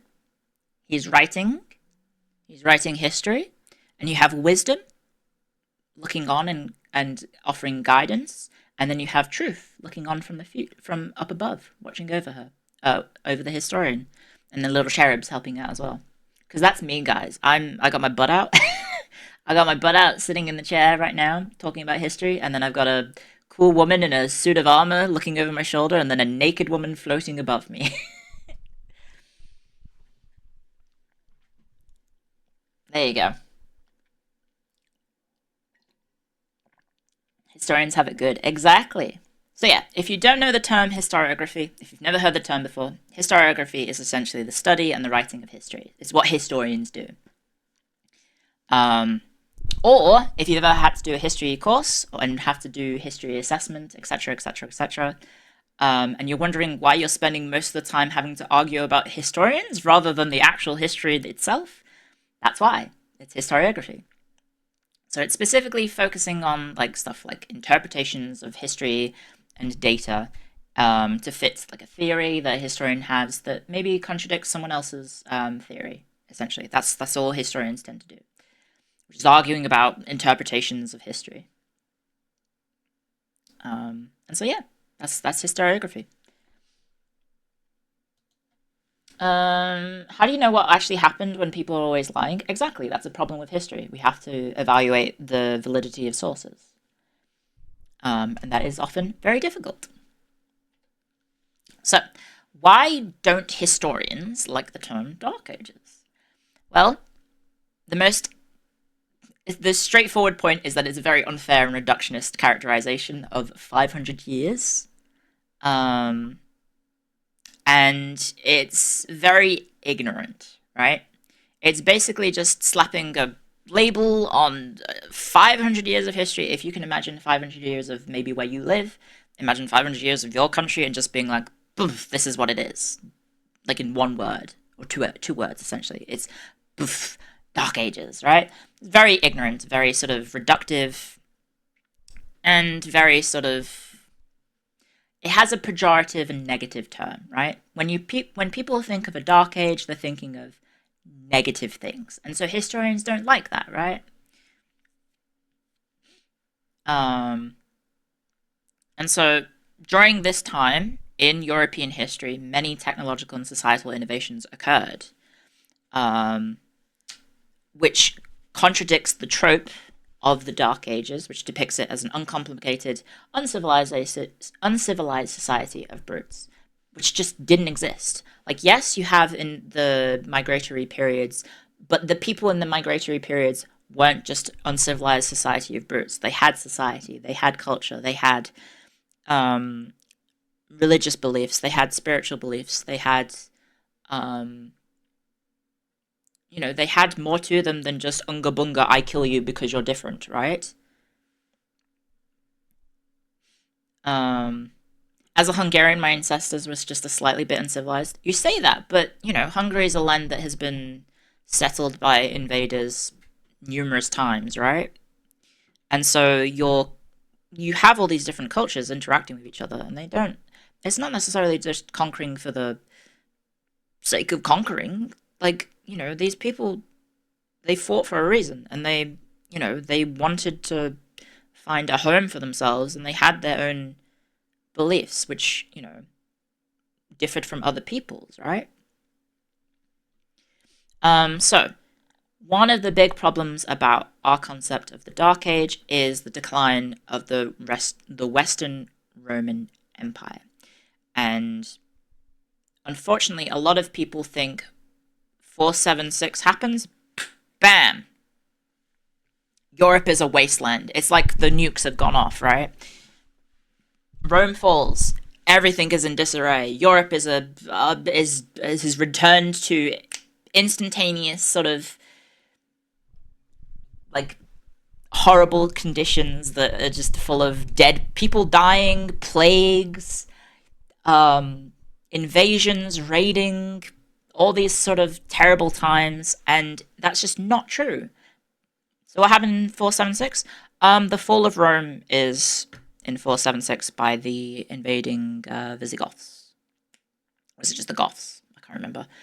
And so you have essentially, instead of thinking as the Dark Age as just a sudden shift, okay, Rome ends, Dark Age begins, you have a period of decline. The Roman Empire had been in a downfall since, or the Western Roman Empire specifically, had been in a period of downfall since like the early 200s. So this is a 270-ish year period of decline, essentially.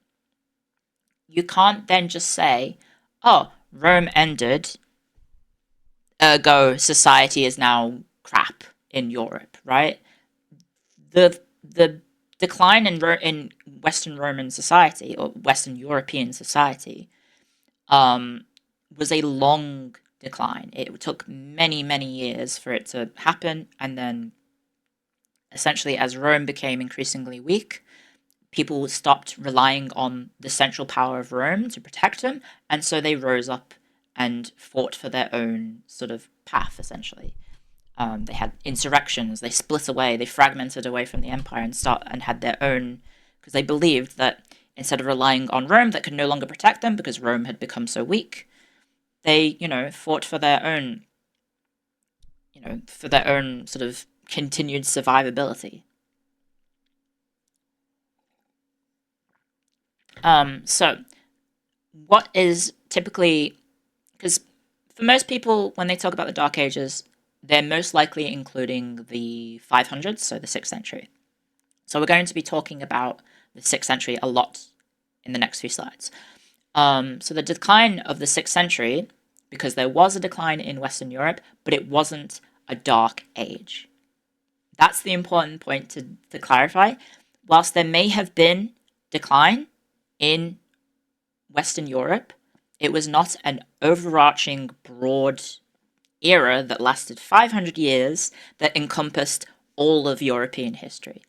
You have specific areas, mostly former areas of the Western Roman Empire, undergoing societal, population, cultural decline, but that is a temporary thing that is a temporary process. It is not something that lasted 500 years. It is normally, like, when people talk about it, they're talking about, say, 600 to 700. By the time you get to 700s, you have these areas recovering, and in some places even thriving. And that's just in Western Europe. You are ignoring literally everything else in the world. You're ignoring the Byzantine Empire, you're ignoring the Islamic world, you are ignoring China, you're ignoring India. You have massive empires across the world, all still existing, all still creating technological innovations.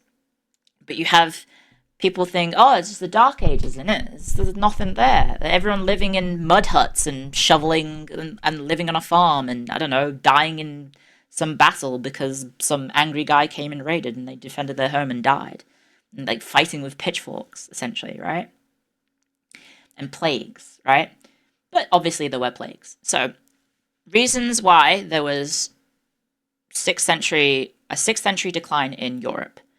There are a few things. So there was volcanic instability, which is called the volcanic winter of, I think, is it 536? I think it might be 536. You have the plagues, namely the Justinian plague, which you might know as the bubonic plague, also known as the Black Death. So the Justinian plague was essentially just the Black Death, except 800 years earlier. And then you also have the failure of some of the successor kingdoms of the Roman Empire, namely cultures like the Visigoths, who didn't manage to live up to the standards that the Roman Empire could. But again, you are trying to sort of, I don't know. Here's a football. Here's a football analogy. Sir Alex Ferguson builds up Manchester United to be like the greatest team of all time in football, British football. And then he steps down. He says, I've had enough. I need to retire. He chooses David Moyes to be his successor. Everyone's like, yay, David Moyes. He's going to do a great job because he did a great job at Everton. He gets appointed at Manchester United. It all goes to shit because all of a sudden you have new people in charge who don't know what they're doing. And Manchester United just goes, explodes, goes, oh no, everything's terrible.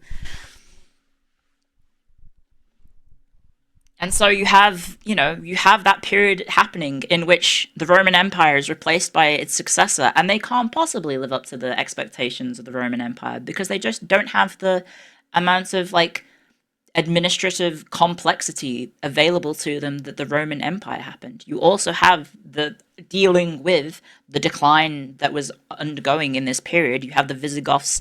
Okay, how do you tax people who are dead? You have a population decline, which reduces the amount of taxation that you make, right? And so you can't rely on traditional taxation as a method to raise funds for the treasury, essentially, which we will get to in a little bit. So, that's going to happen to throughout history, or throughout sort of the Western Empire, or Western Europe, I should say, is you have some successor states don't succeed, which is, probably to be expected. They inherited a pretty crap situation. But that's not to say that all successor states were, or successive powers were terrible and, full of barbarians and blah, blah, blah, blah, blah. And then finally, another thing is that we don't really rely on, we don't like the term Dark Ages, because specifically in the past, the Dark Ages term could be used to refer to a lack of sources. We now have those sources, and we continue to uncover new sources.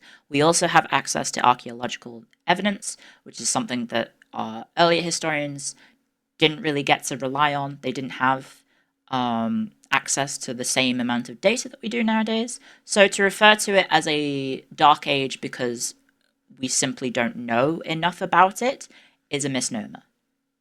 Because we do know. We know much more now than they did back then. So the modern use of the term Dark Age is flawed. In the past, maybe you could argue, oh, we didn't have the sources, but nowadays we do. So that's why historians nowadays move on from the term Dark Ages and use terms like late antiquity. Are we confusing the Visigoths and Ostrogoths? Maybe, because I'm gonna be honest, they're all Goths to me. Anyway, any questions? So would you say that that in the past we were living in a historical Dark Age? I'm saying in the past, the terminology Dark Age may have been more applicable than it is nowadays. Was a lot of the neglect of Roman infrastructure and works due to a loss of knowledge? No. So a lot of so I know what you're specifically referring to. I'm guessing stuff like aqueducts. Most of those were destroyed in sieges.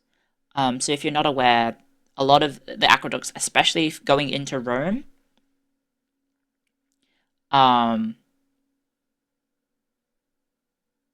lot of them were destroyed during sieges, and so Rome, as a result, is a city that was reliant on importing of goods to keep it going. If you're not aware, like the population growth of Rome was based on immigration. There was no natural growth. So you have people essentially being removed from their fresh water sources because the aqueducts got destroyed, right? Is there an actual time that we could call the technical Dark Age? So historians tend to nowadays not use that. Is it true that written records were typically less common in this period? Yes and no, because we still continue to uncover new sources that helps sort of build up our concept or knowledge base of that time period. Because we do now have written sources. It was a decline. Aqueducts were destroyed. They couldn't afford to fix them. Yeah, well, it's expensive. Very expensive to build an aqueduct. The Romans were, for lack of a better term, cracked, let's say, when it came to infrastructure. And the people that survived them didn't necessarily have the same amount of resources because they didn't conquer anywhere near as much as the Romans did. What was the other question? Yeah, we now know more about the post-Roman Western Europe than pre-Roman Western Europe, but no one calls that a Dark Age, which, yeah, is an example. And yeah, so the Visigoths and the Ostrogoths. So I'm talking about both of them. Obviously, the Ostrogoths are who, I believe, who Belisarius conquers, and then the Visigoths were the ones who managed to survive for a little bit in Iberia, but again, didn't manage to live up to the standards or sort of, survive in any way that the Romans used to, right?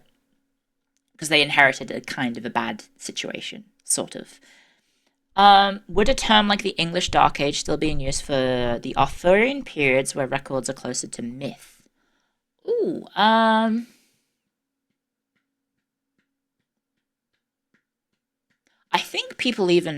think even British historians who focus on quote unquote the British Dark Age, they do also have a different name for it. That's the thing, right? And also I don't necessarily know about the intermingling of Arthurian legend with British history. I'm actually not sure how much it does intertwine because I don't know specifically how much impact it has had on British history. This isn't a question, but Carthage deserved it.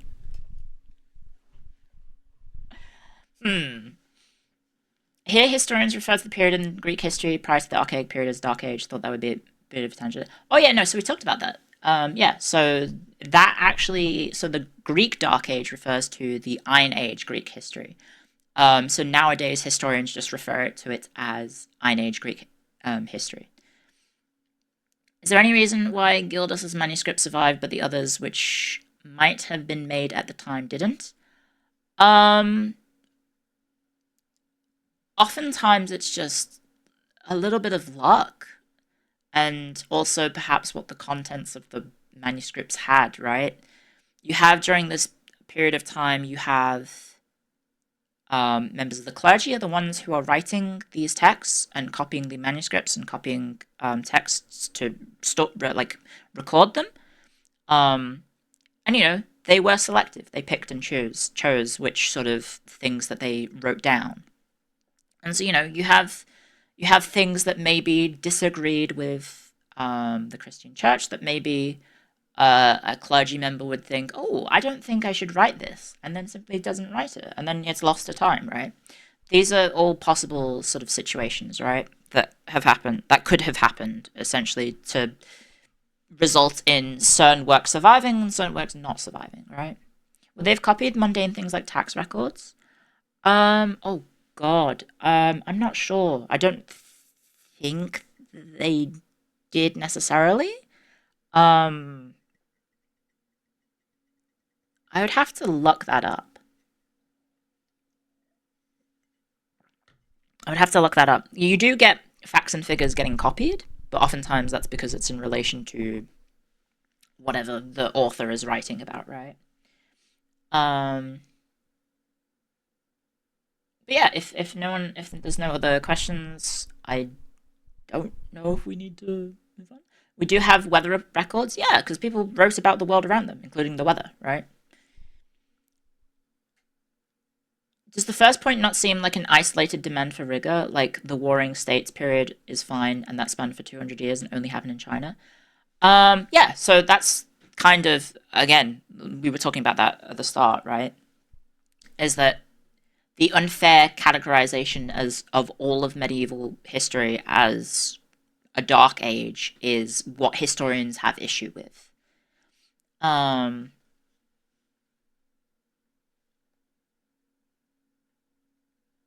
The only things that stand the test of times are the ones that we have multiple copies of. Exactly, right, yes. Yeah. Most of the time, it's you need to have, like, someone copying it and then someone 100 years later copying that, because, the... what's the word I'm looking for? Essentially, the writing utensils and, like, the quality of the paper and everything, oftentimes just didn't survive through time.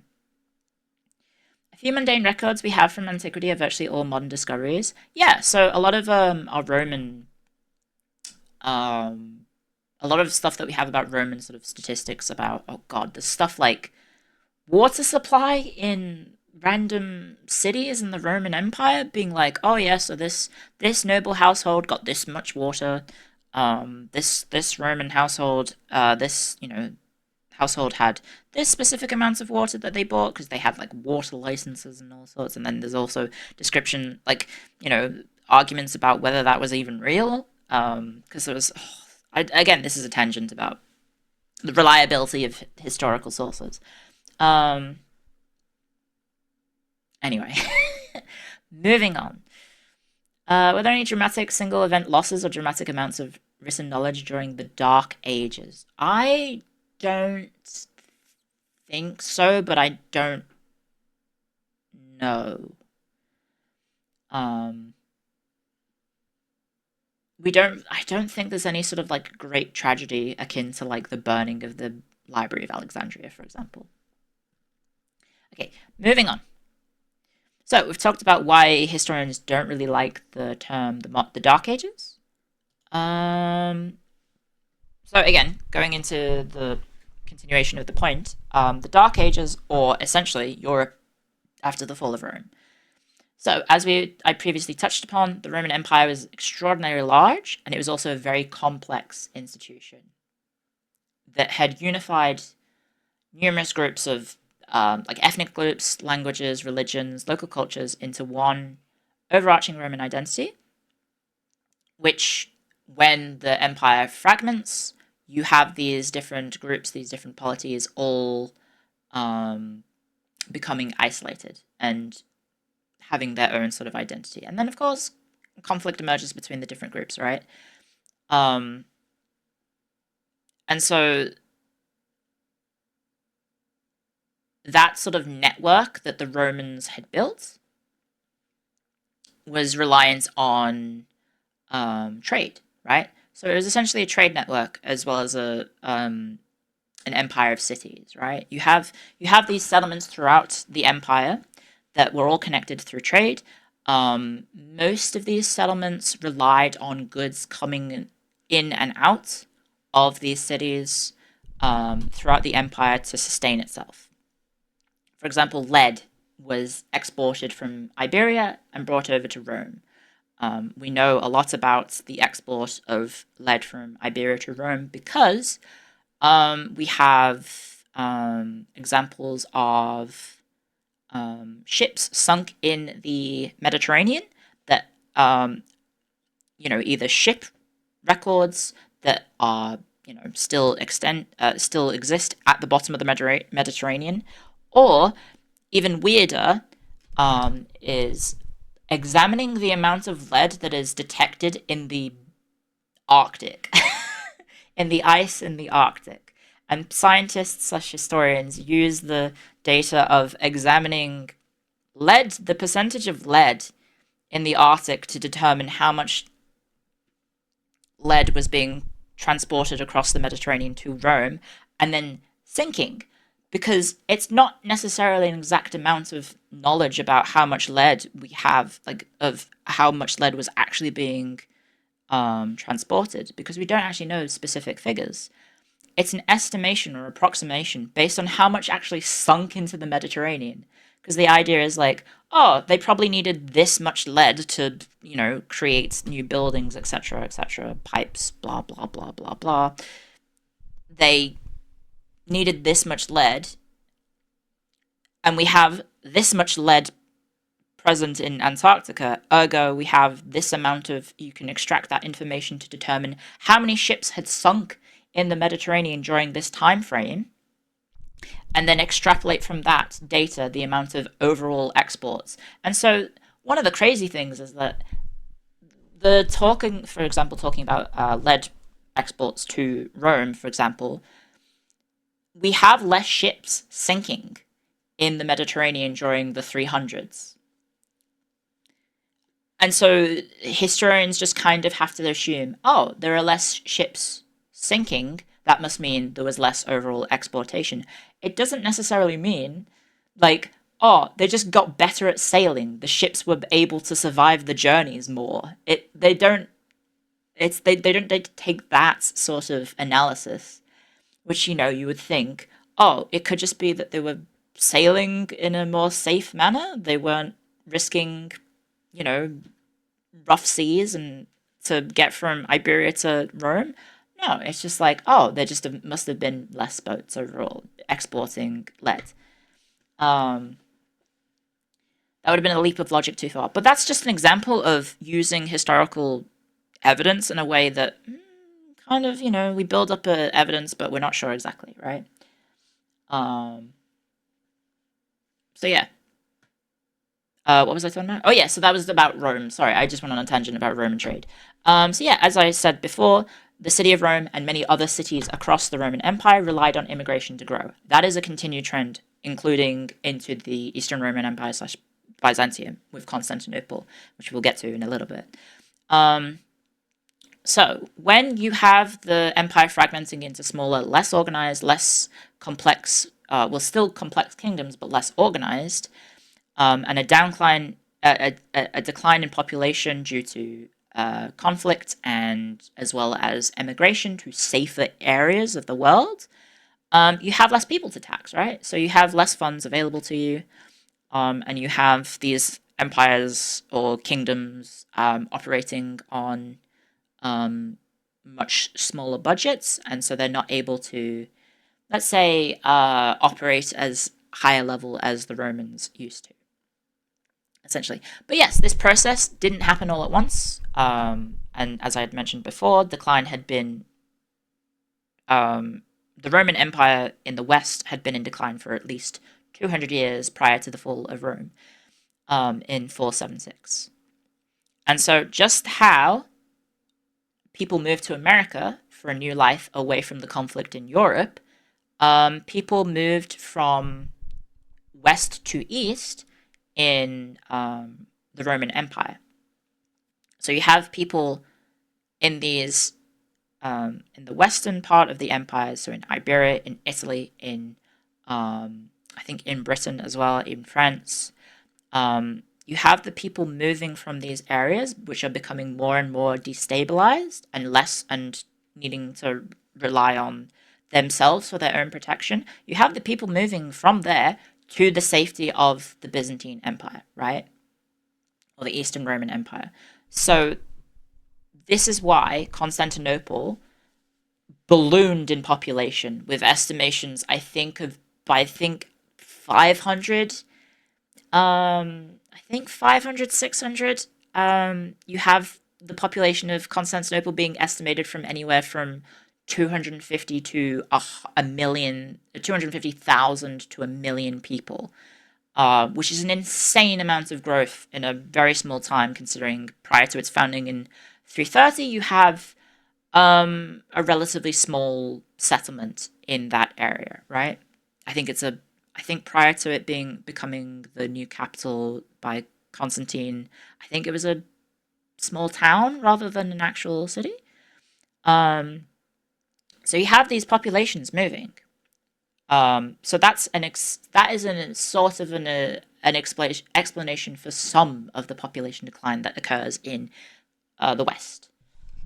And so yeah, population movement should also ring a bell for this time period, which we did talk about earlier, the migratory period.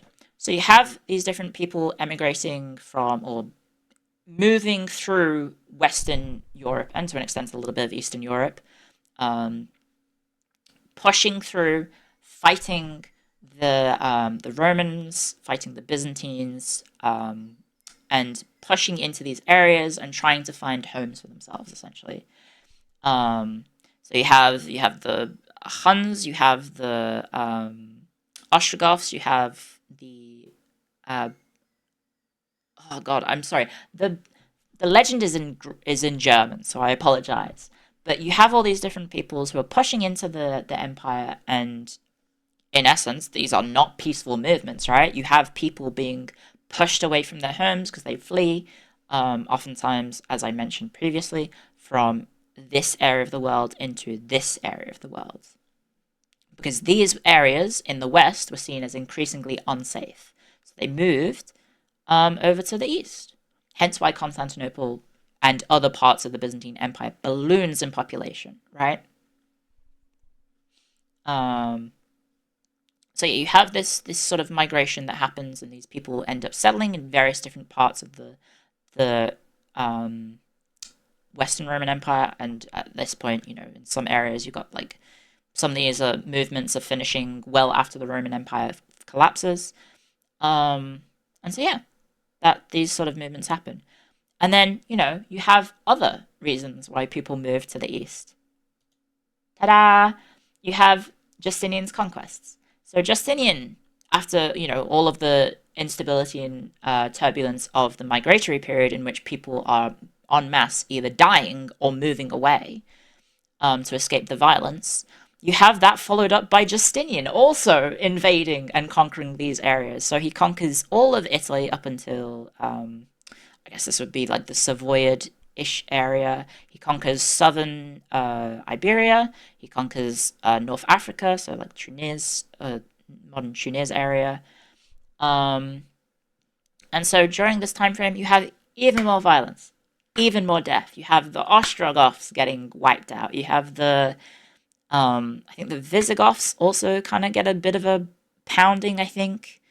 Um, so, you have another sort of, like, this is a period of, I think, it starts in, like, the 200s. Some of these migratory periods end in the, mid 500s. So Justinian is happening mid to late-ish 500s, essentially. And you have this, you have conflict, again.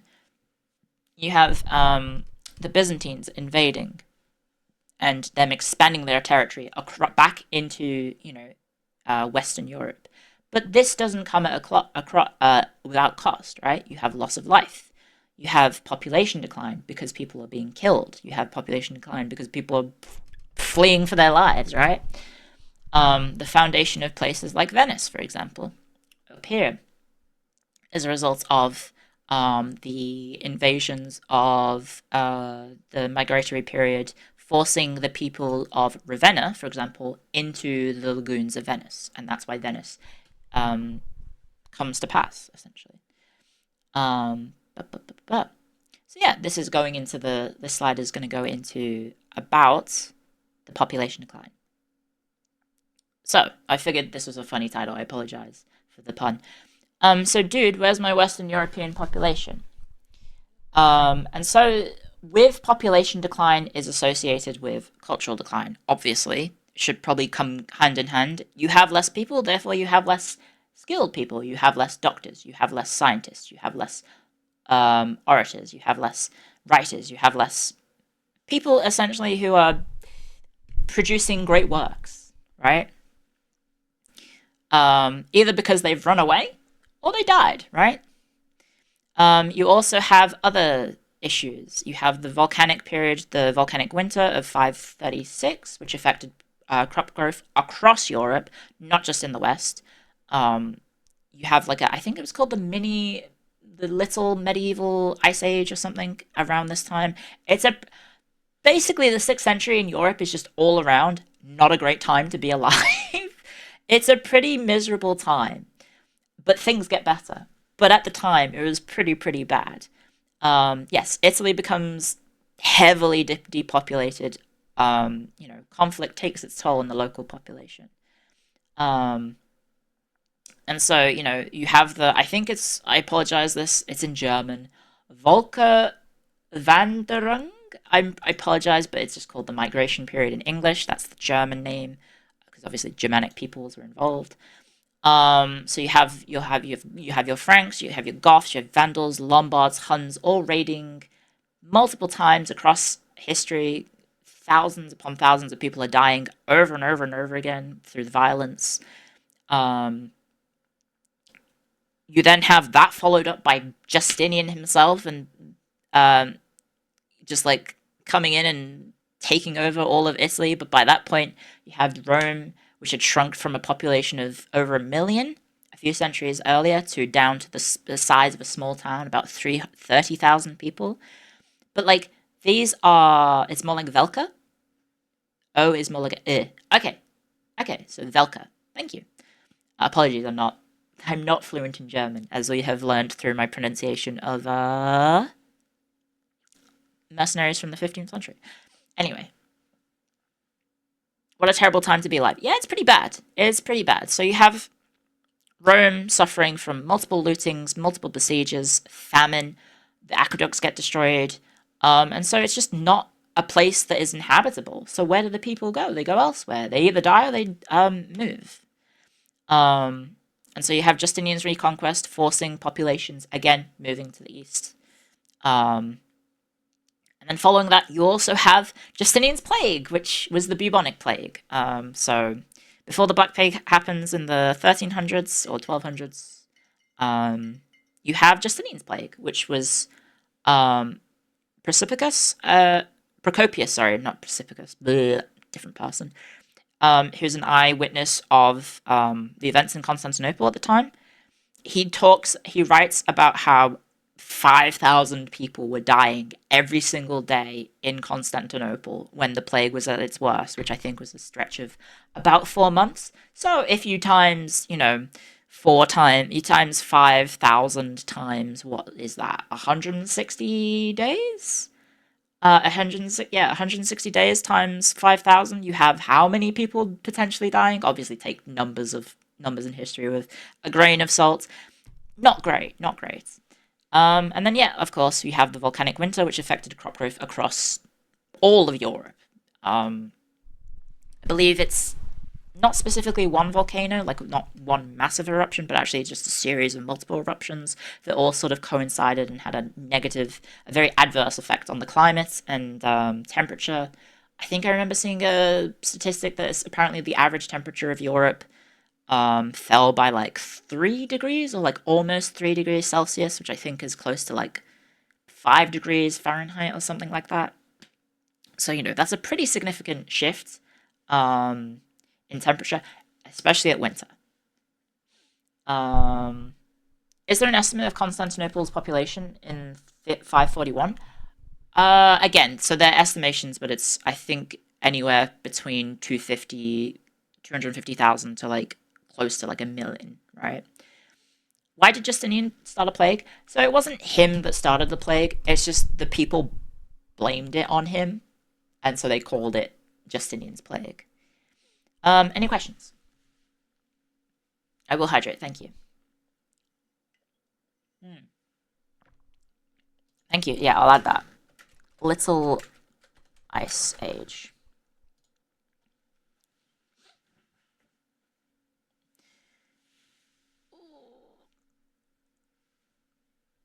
Was there a pope yet? Yes. So the pope existed. When was the first pope? Was it the 400s? I think so. Because the pope existed in the time of Attila the Hun.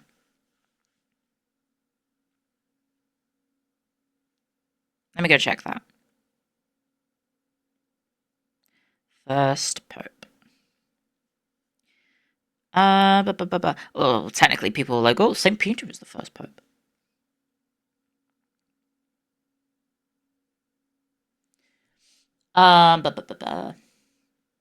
Suffice to say, people in the 6th century were having a bad time. Yes, basically, it was a like I think there's some sort of like historian when talking about the medieval period was just like, yeah, if there was ever a time in history to not want to be alive, like the most miserable time to be alive, it's probably the 6th century Europe. It's a pretty bad time. It's a very bad time to just be alive in general. So yeah, if anyone else doesn't have a question, not the Little Ice Age. Yeah, I think it was like a little medieval Ice Age, or is it little medieval? I think it was medieval Ice Age, right? Terrible for architecture. Well, yeah, because people. So if you're not aware, the Roman ruins. We will actually touch on this in a bit, but Roman ruins were often repurposed throughout history. Do post-Justinian Italians think of themselves as Roman? Yeah, well, the Byzantines still considered themselves Romans as well. Again, we don't really know how much population would have been left after. Um, we wouldn't know how much population from the like when Rome was retaken by Justinian or reconquered by Justinian. We wouldn't know like the cultural demographics of them because again, it's only like 30,000 people. So yeah, it's kind of, and it was like basically uninhabitable. It was pretty rough city to be in. It was not a great city to live in at the time. Um, did it have any long lasting effects on agriculture? Yeah, so this, we will get to that. We will get to that. Actually, before I start on the next slide, I'm just going to run to the bathroom real quick. I apologize. Sorry, VOD watchers. Skip forward a little bit. I've had like 2 cups of tea and a significant portion of my water, so it's all going through me. So 1 sec. Let me know how are you guys enjoying this so far? How are you feeling about the lecture? Give me a mid session opinion. Everyone thumbs up? Thumbs up? Interesting? Thumbs up? Very fun to listen to? Yeah, I'm glad. Thank you. Thank you for the feedback. And also, if you do have any criticisms, please let me know. There'll be questions at the end. You are welcome to post any criticisms or questions then. But thank you. I just need to go to the bathroom.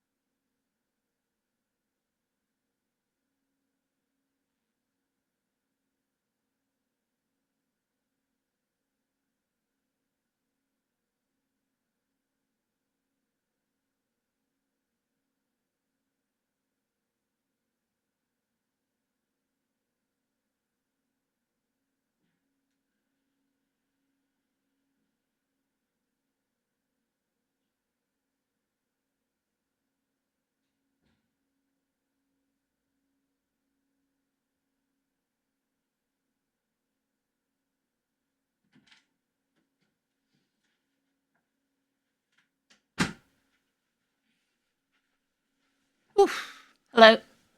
Oh, sorry. Yeah, no throwables just at the moment because it distracts from the stream. Did Christianity hit a dramatic low point or become like at risk during the migratory period? So Christianity was still getting established throughout throughout Europe. I just hit the chain of my earbuds. So you have to remember that during this time, the Christianity had only become the official faith of the Roman Empire in 330. So you still have, at this point, most of Europe is a mix of Christians and also pagans, right? You have these different faiths intermingling, and there's no sort of unified European Christian identity that exists much later. That's good. That it's a process that takes hundreds of years, right? Um, my understanding is that Christians did think that Attila was one of the four horsemen of the apocalypse. Uh, I'm not too sure about that one. But Attila the Hun did not have a great reputation, let's say. Um, Not the best reputation in the Western world. Even in the Byzantine world, because he picked a fight with them, I believe, at some point. So, if there's any other questions, if there's not any other questions, we can move on to the next slide, which I think we're getting towards the end. Yeah, we have about 6 or 7 slides left. 6, actually, I can't count. Considering the adoption of Christianity by the Germanic population, I would say quite the opposite. What was the most common currency used at this time? Oh god, it probably would have been the Roman currencies. So, oh god, what was the Roman currency by the time of the fall of Roman Empire? Was it still the denarii? I'm not sure actually. Again, I'm not a numismatic historian. I don't like coinage. I have PTSD from undergrad and even beyond that of like having to study coins and coin analysis and like interpreting cultural history through a little face on a coin. And I'm like, oh, I have bad memories of just like looking at coins and being like, oh, this particular portrait on the side of a coin represents the imperial family's perception of itself as um being above the gods, etc., blah blah blah blah blah. It's not my funnest favorite part of history, I'm going to be honest. Anyway, sorry, moving on. Okay, so we've talked about, quote unquote, the decline that occurred in the 6th century. Is Petrarch correct in his assumption or correct in his identification of it being a dark age? So, wait, hang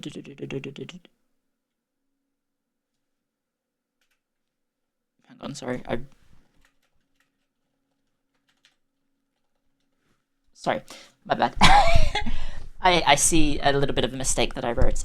So yes, like the Enlightenment looked down on Petrarch and the Renaissance period for their reliance on religion and God, Petrarch also looked down on the world that he lived in, including the period of that we were talking about, which is the 6th century and beyond. Because, as we have probably established by now, Petrarch did have a little bit of a bias. One might say he was a eeny weeny little bit biased towards the Roman and Greek world because, well, he's a bit of a Romaboo, if we use some modern terminology. Don't know if I can ever get that in like published in a historical scholarly textbook, the concept of a Romaboo. But yeah, so he is definitely looking at the classical period with a sense of nostalgia and fondness, with rose tinted glasses or whatever you want to say. That he wishes, the time that he lived in was like that. But that is to say, the classical world is this amazing, wonderful place, but that's not true. It was not, as I say in the slide, all sunshine and just philosophical debates about anything and everything. You know, there was conflict, there was warfare, there was um, multiple sort of terrible situations. You have widespread death. You have Alexander the Great going. Well, I mean that's technically towards the end of the classical period, but you have people like Alexander the Great just like massacring most of the known world at the time. You have the Greek city states just beating the ever loving crap out of each other. You have the invasion of the Persians into Greece. You have dealing with like a foreign power, etc., etc. You know, it's not the best time. Like you also have stuff like corruption, which you know Petrarch is looking down upon the Catholic Church because of people being corrupt in the Catholic Church, but like the Roman Empire and Roman Republic was pretty rife with political corruption, especially. You have like, hey, does anyone remember what happened to the Gracchi? They got beaten to death with like chairs because they dared to rock the boat and dared to shake the status quo. It's kind of like, you know, you have dictatorships, you have all sorts of absolute insanity that happens, especially during the Roman period, which, you know, Petrarch is just like, but it's really good because it's a Roman. um and so you have this situation where when you call something a dark age and you are basically just summing up vast swathes of history as dumb, barbaric, horrible time to be alive, full of idiots who relied on religion. And you have all of these, like, negative associations with a dark age, it's a pejorative term, that you're essentially removing the agency from this time period, right? You don't examine this time period critically. You're not looking at the actual historical evidence. You are just taking the label of a dark age and just stamping it on history and just being like, yep, it was all bad, and then it got better, right? So you're essentially ignoring history. You're ignoring the historical evidence that we have now, which is what historians are trying to correct, right? And trying to correct that perception that the Dark Ages were horrible and full of, well, misery and death. But they weren't. They were just as vibrant as every aspect of history. Um, and so one of the big changes that you have in Roman society, or not Roman, in post-Roman society, which people look down upon, which doesn't make sense. So you have the abandonment of large cities, because all of a sudden these cities don't make sense, because the Roman world collapses, trade disintegrates, you no longer have the network of imports and exports coming from different parts of the empire, so these people need to fend for themselves, right? So how do they fend for themselves? So there is the rejection or the abandonment of large cities in favor of villages and small communes with smaller populations, and the introduction or replacement of trade and importing goods being replaced by subsistence farming. So people were now growing their own crops. They were living on the land. They had small plots that they could grow their own food. They could have their own animals. So you have land ownership being taken from something that the wealthy had to being available to everyone. You had people having their own properties that they could grow and live on and subsume on, right? You have the rejection of the noble elite being replaced by small communes that may have had like someone that they were, you know, loyal to and paid taxes to, but they had their own plots, you know, they had their own lands. These people were able to look after themselves and perhaps paid fealty or loyalty to a higher power who, you know, protected them or whatever, right? And so you have this new way of life that people are adapting to, right? It's not like the world just goes when the Roman world ends, and then people are like, oh crap, what do we do? So feudalism. So yeah, proto feudalism kind of is what is emerging at this time frame, right? It's not really ownership. That's saying that because you're paying rent, you own the apartments. You get what I mean, right? They actually live on a property that they have their house in, and they get to live, and then through some sort of system of ownership or payment or whatever, they get to stay there, and they are protected from outside threats because of loyalty or taxes or whatever. Anyway, proto feudalism essentially is starting to develop in this time frame, right? You have, with the abandonment of large cities, populations are more spread out. You have what would be considered population decline because it's harder to quantify how many people are living, right? In certain areas because the population is now spread out. It is not centralized. It is now throughout, the countryside, throughout little different hamlets, villages, towns. Eventually you do get the buildup of settlements into bigger towns, and then eventually the return to urban and city life. But for the most part, you have these cities where, well, not cities, sorry, you have these little villages, which, people are able to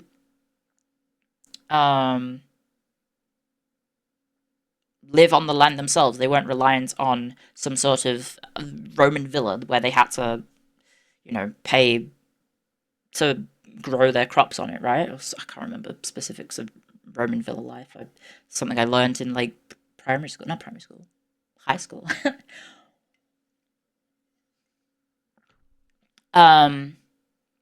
So yes, you have that. And so you have the world adapting to the new way of life. It's not just poof, Roman Empire gone, oh crap, what do we do? No, the people adapt to the changes that they face. It's not just like, oh, now we live in mud and I don't know, like, you don't have just like, where is it? You don't just have, all of a sudden people going from this to this, right? You don't have just like, oh, now we're digging mud. You have like people adapting to the land that they live in and the times that they live in, and growing crops and harvesting, and growing animals and livestock essentially, right? You don't just have is it this slide? Yeah, okay. You don't just have like, oh, people going, oh, time to shovel mud or something, right? And so with that adaptation, you have the world that is becoming, at this point, increasingly Christianized because of the abandonment of cities, the institutions of the Roman world, which was things like temples, things like theatres, things like amphitheatres that brought people together, they were no longer relevant because people didn't need that. They didn't need to go to see a theatre or a play or go to the forum to, hear people talk about the state of the emperor or whatever. Like, social and philosophical function, which was, through institutions such as temples, theatres, amphitheatres, that was replaced in the Christian world with the purpose, that was replaced with the local church.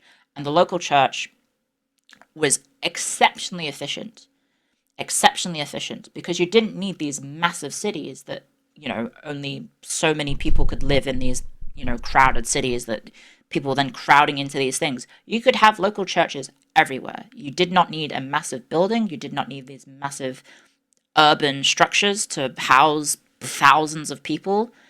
You could have little cities, little churches, essentially all across Europe. And so these people no longer needed to go to a temple. They no longer needed to go to a theatre. They no longer needed to go to amphitheatre. There was no gladiators, because even by that point, like in the 5th century, the gladiators had been banned in the empire. So like entertainment, social, philosophical fulfillment was through the church. And so the old Roman structures were forgotten.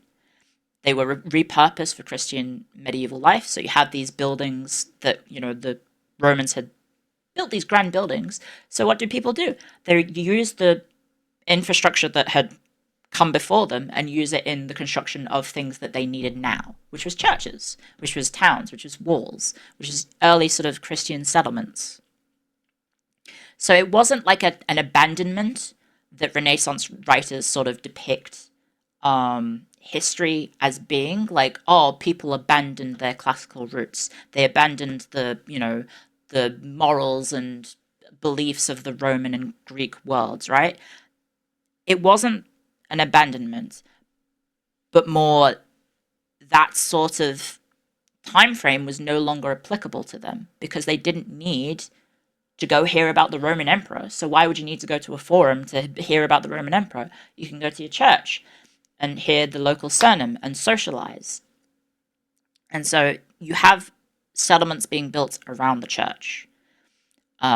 And that's where these sort of villages would become like the focal point of a settlement became the church. It was important to all facets of life, and the previously seen as like by the Renaissance writers and thinkers that the Greco-Roman world was full of grandeur and amazing moralistic and philosophical debates and all that, but that just wasn't applicable to the Christian world now. So they simply didn't need it.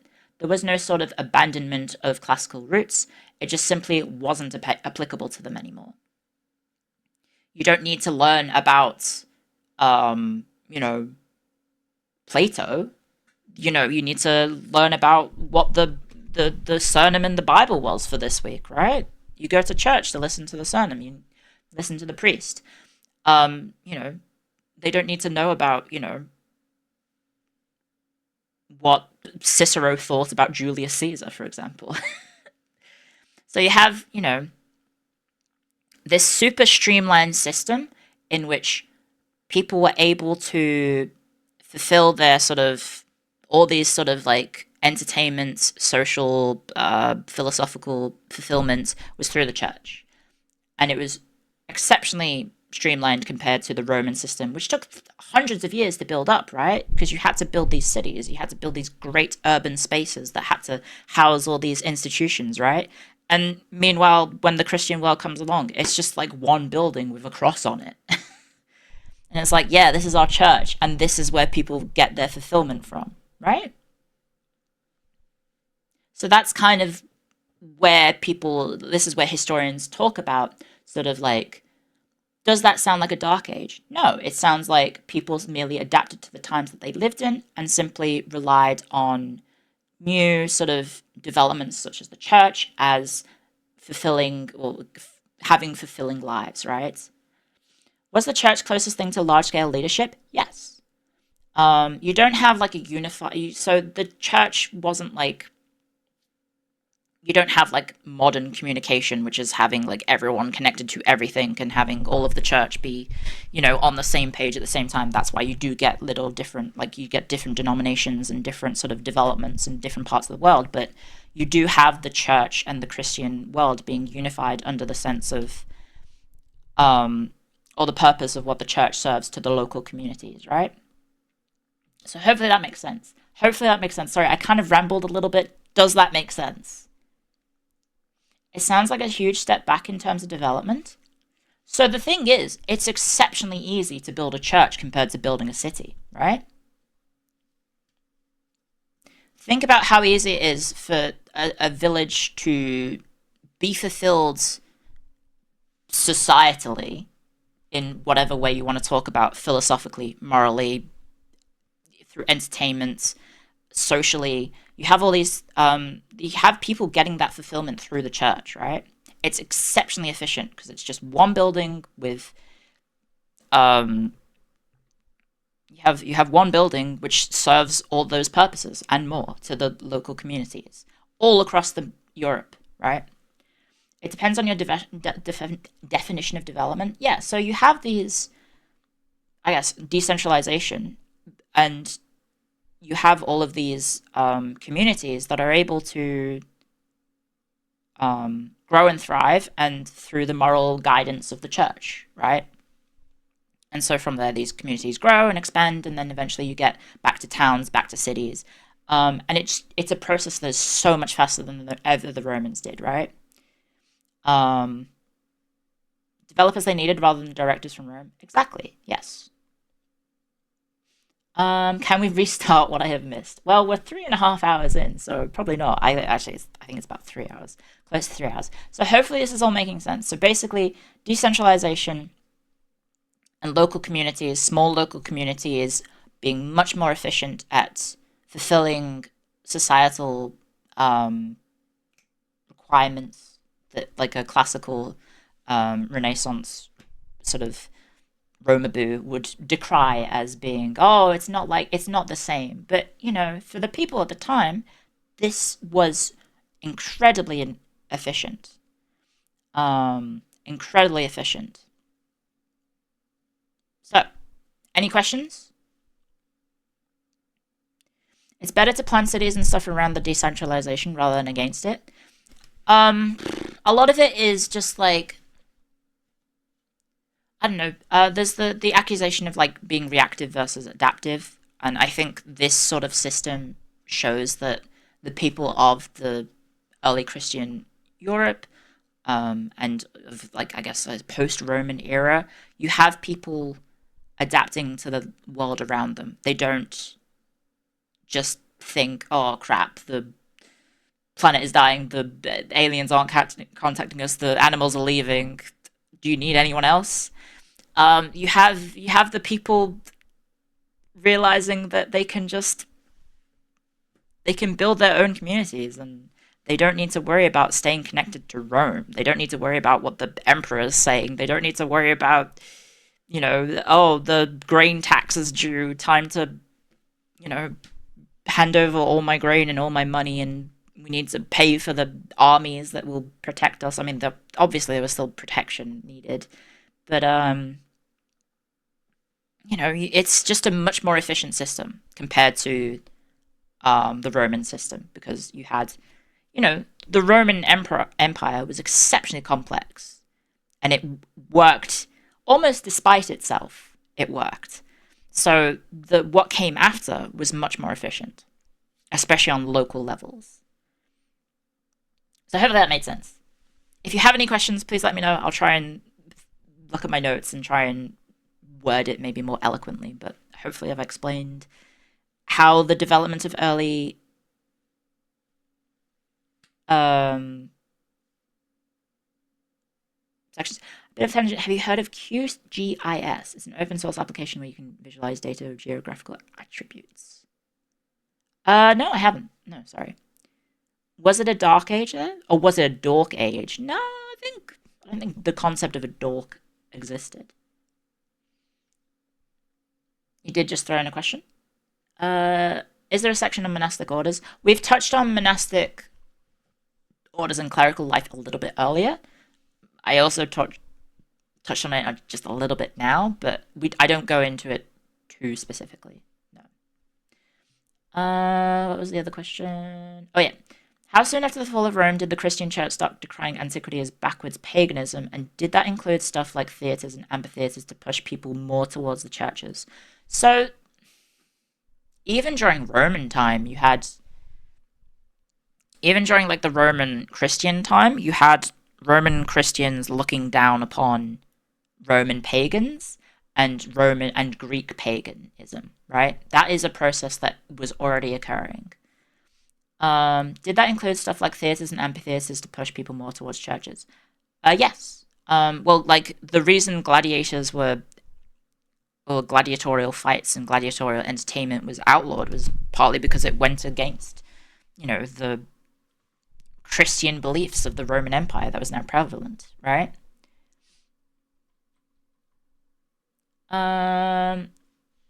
Why would that be a much more efficient system? From what you suggested, the reason for the Roman Empire's fall wasn't necessarily inefficiency, but rather the inability to sustain. Yeah, so it's the empire was sustaining itself because it was so large and so sort of enormous in scope and ability to sustain itself. So when that collapses and you have people fleeing the traditional urban society, people not return, but people move towards smaller habitats or smaller communes and living spaces that doesn't rely on lots of people all at once, right? The Roman system had the constant requirement for needing lots of people, right? It needed lots of people to keep the system going. Whereas when you decentralize into these smaller settlements, you don't need to have massive amounts of people to keep it going. People are able to grow food themselves, rear animals themselves, and they're able to sustain themselves, and therefore able to also sustain the local church, which is a lot more sort of efficient. Like, yes, there are elements of not needing. So you're saying it's not necessarily a loss of aqueducts and their technology. It's just simply people didn't need them. You don't need an aqueduct if you live in a tiny village, right? You need an aqueduct if you live in a major urban space, but you don't necessarily need that if you're living in, a tiny village with like 200 people, maybe, if that, right? What would Petrarch think of VTubers? Probably very confused. Early Christianity was pretty critical of all non-religious sources of entertainment. Yes, yes. Wasn't there a big reason Roman fell off because they had stretched too thin? Yes. Well, I mean, the empire had become so unwieldy. That's why it essentially splits in two. Essentially, so you have East and West, and then West eventually collapses. East survives for another 1,000 years. Which again is another point about the Dark Ages, is completely ignoring anything happening outside of Western Europe. It's exceptionally Roman centric. How well did the invading Germanic tribes preserve and adopt Roman culture and government systems? I believe the Ostrogoths, when they inhabited Rome, tried to continue that sort of Roman tradition. I don't know about government systems specifically, but I believe the Ostrogoths tried to maintain it and then eventually did get conquered. I believe the Visigoths in Spain failed to capitalize on the existing infrastructure that was available to them in Iberia.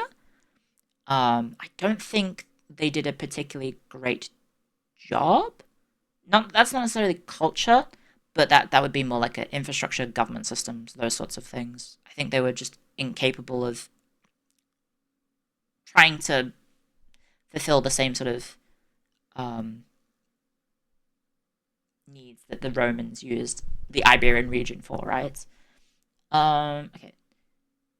When did the Germanic or Gaul tribes start to convert to Christianity? Oh God.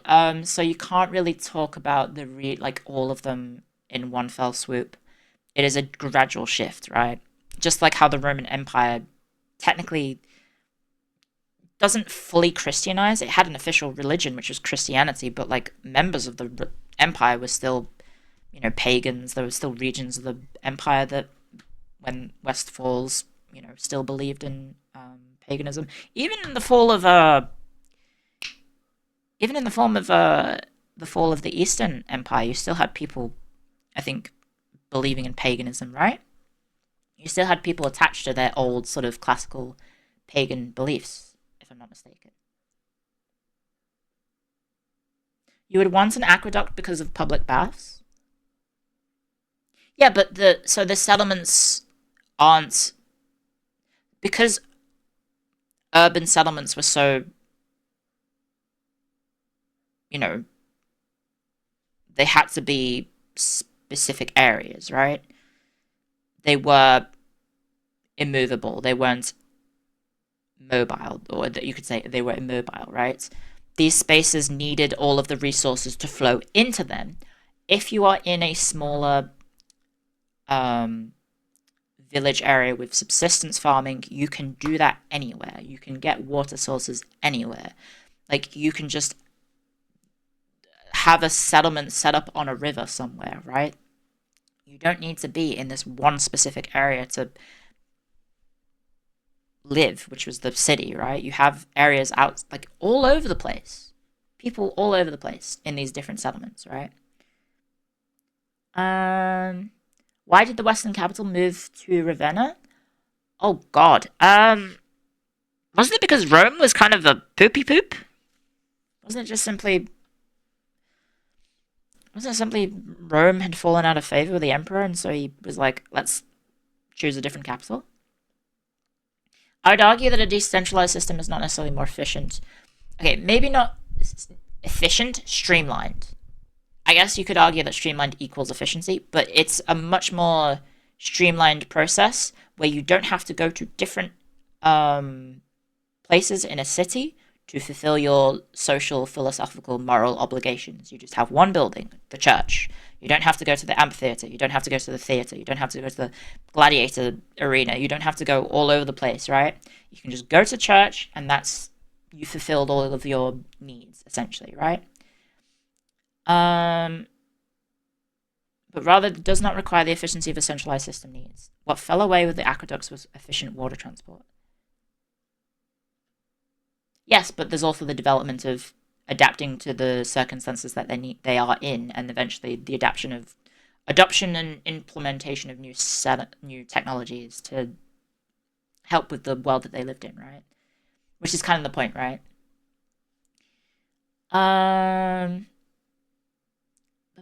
Empire-wide legal systems, support the Mediterranean commerce.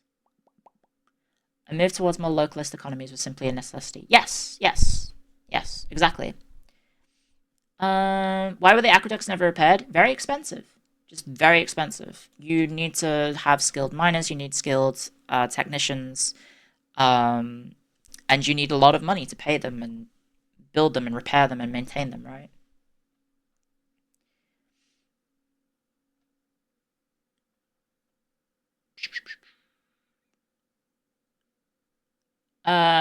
Sorry if this is already covered, but wasn't there a population decrease in Europe, and did it affect their viewpoints? Yeah, so there was a population decline. We have talked about the population decline that occurs in the 6th century and I guess 5th century.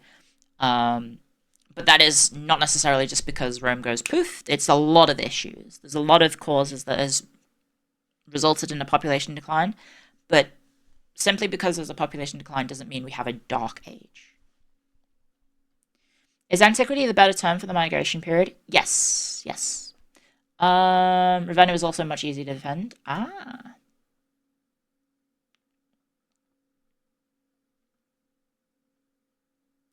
and you don't necessarily need an aqueduct. If you're in a tiny village, you don't need an aqueduct, right? You don't need these massive infrastructure programs that needed to be maintained and built and funded and all that jazz. When you're in a smaller settlement that is a village, that is a hamlet, etc., you are able to live more efficiently, in quotations, because you don't simply need as much money, infrastructure, etc., to fulfill the needs of a society, right? So hopefully that makes sense. Oh my god, what the hell? Sorry, I just got a phone call from some random person. I don't know who that is. Okay, if there are no more questions, I will just take a sip from my tea, and then I'll move on to the next page, because we've been on this slide for about 20 minutes, I think.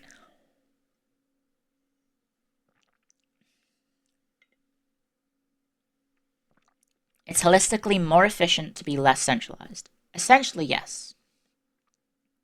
That's one of the advantages of being so decentralized. Okay, moving on, because we are almost at the end, right? I only have 5 slides to go. So, did Christianity result in an intellectual dark age? So we've talked about why the societal decline and the population decline hasn't necessarily resulted in a dark age, but has there been an intellectual dark age, which is, talking about abandonment of classical roots, over-reliance on, religious learning, etc., and that's resulted in a downfall, right? So, as we were reframing the idea of the abandonment of urban spaces to not be an abandon, but more an adaptation to the new standard of, well, not new standard, but the new way of life that emerged following the fall of Rome, there was also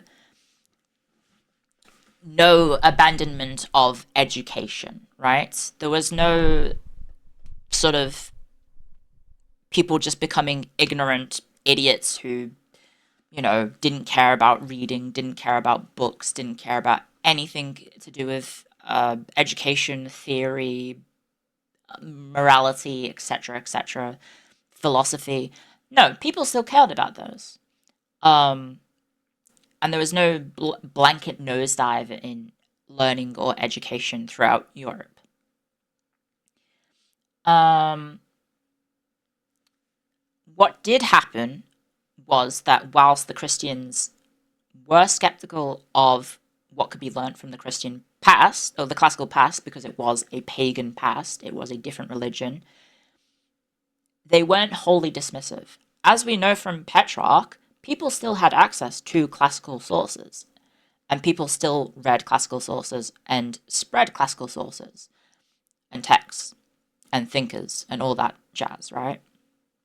That still existed, even into the day of Petrarch. He did not just instantly rediscover classical theory.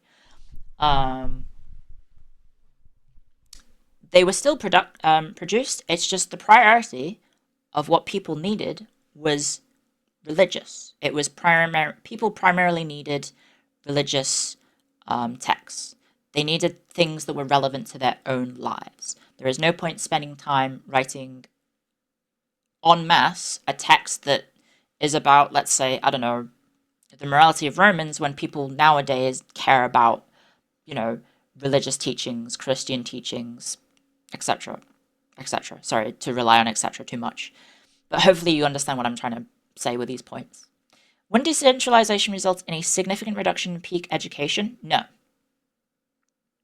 No. So you have to bear in mind that, and it does get to this in this slide, don't worry.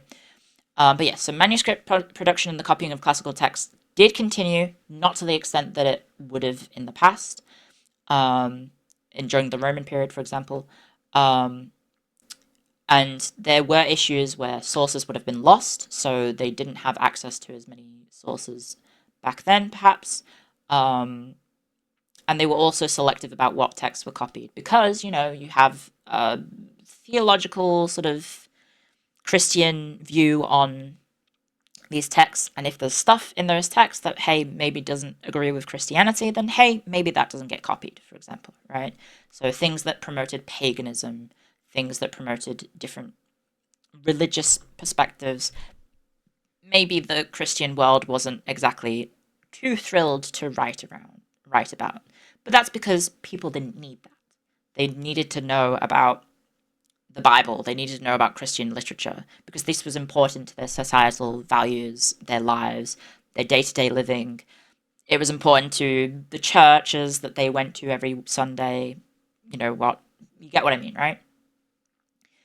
And it's important to know that education, even from the classical time into the medieval period, was still limited to the wealthy elite. Education was exceptionally expensive. Teachers needed educating, and then you needed to pay them a lot of money to educate a lot of people. And so, even though there was civic education in the late Roman period, it was only available to the wealthy elite. And so, there is actually the example that the medieval era did educate more people, more commoners, more regular people than the Roman and classical period. And so more people in medieval times were available to or able to earn an education through the church, because the church as an institution would provide you education in writing, in reading, because they need people to write these manuscripts. They need people to write the Bibles. And so the common person did have an avenue, both men and women, to get an education. Which is revolutionary, right? The wealthy elite that was getting education in the classical period was almost definitely male dominated, and so the fact that women could join a convent and earn an education as a nun was absolutely insane, revolutionary almost. Well, not probably revolutionary, but it was a concept that would have been foreign to a lot of people, right? You wouldn't have thought that people back in the day, like a average farm girl, could join a nunnery and all of a sudden, a convent nunnery, convent, um, and get an education, right? And yes, so churches would incentivize people needing to read and write. It was very important. How far into the medieval period did the Greek schools did the Greek schools get introduced? Oh, reintroduced. Oh, you mean like Platonism, etc.? Um, I mean, I think you're looking quite a while, right? I think even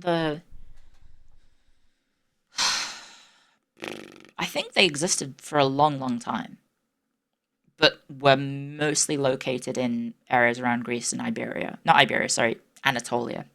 Those sorts of schools and systems, right? So yeah, ideologically and religiously, the people of 400 to 700 AD, especially in the Byzantine era, in the Byzantine world, saw themselves as a continuation of the rich and glorious past that was the classical era. Um, it wasn't necessarily a departure, um, like a wholesale just like cut off of like abandoning our past and moving on. It was more like, hey, this was good, but now we are better, right? And we are continuing the traditions.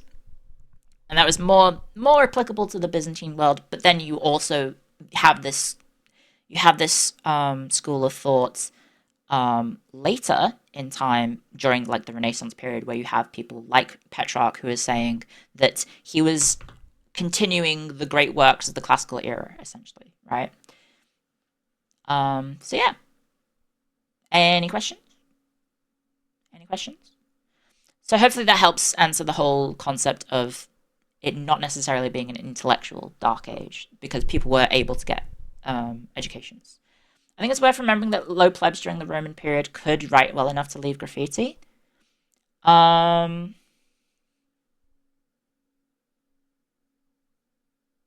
So the people who are leaving graffiti were probably not necessarily plebs. I could be wrong. Um, I could be wrong, but even then, even those people who are able to write, and there are examples I think of like Roman, um, at least a lot of the soldiers did. Yes, yes. Well, because they needed to have their own signature, right? They needed to know how to write their own signature. Um, so that was important. But I think a lot of people did not have access to reading and writing, and so like a lot of people in Roman times got their learnt things through oration, through seeing a person talking at a forum, seeing people at an amphitheater in a theater, for example, right? It might be perceived as a decline in intellect, might rather be a decline in critical thinking, since the Catholic Church did control what was being taught, and things like Aristotle was being taught and liked Aristotle a great deal more than he deserved. I mean, yeah, I mean, you can argue that because the church becomes so integral with education, um, that there is potentially, it is a different system, it is different values. It is not necessarily better than one thing or another. Like you have in the Roman time a lot of people being educated in a Greek way. What's to say that the education in a Greek way was not also seen as, you know, controlling of values, right? The Roman education system, which was heavily influenced by um, Greek learning and Greek education, you can still kind of apply the same logic to they are learning one specific way and everything else is different and seen as insignificant, right?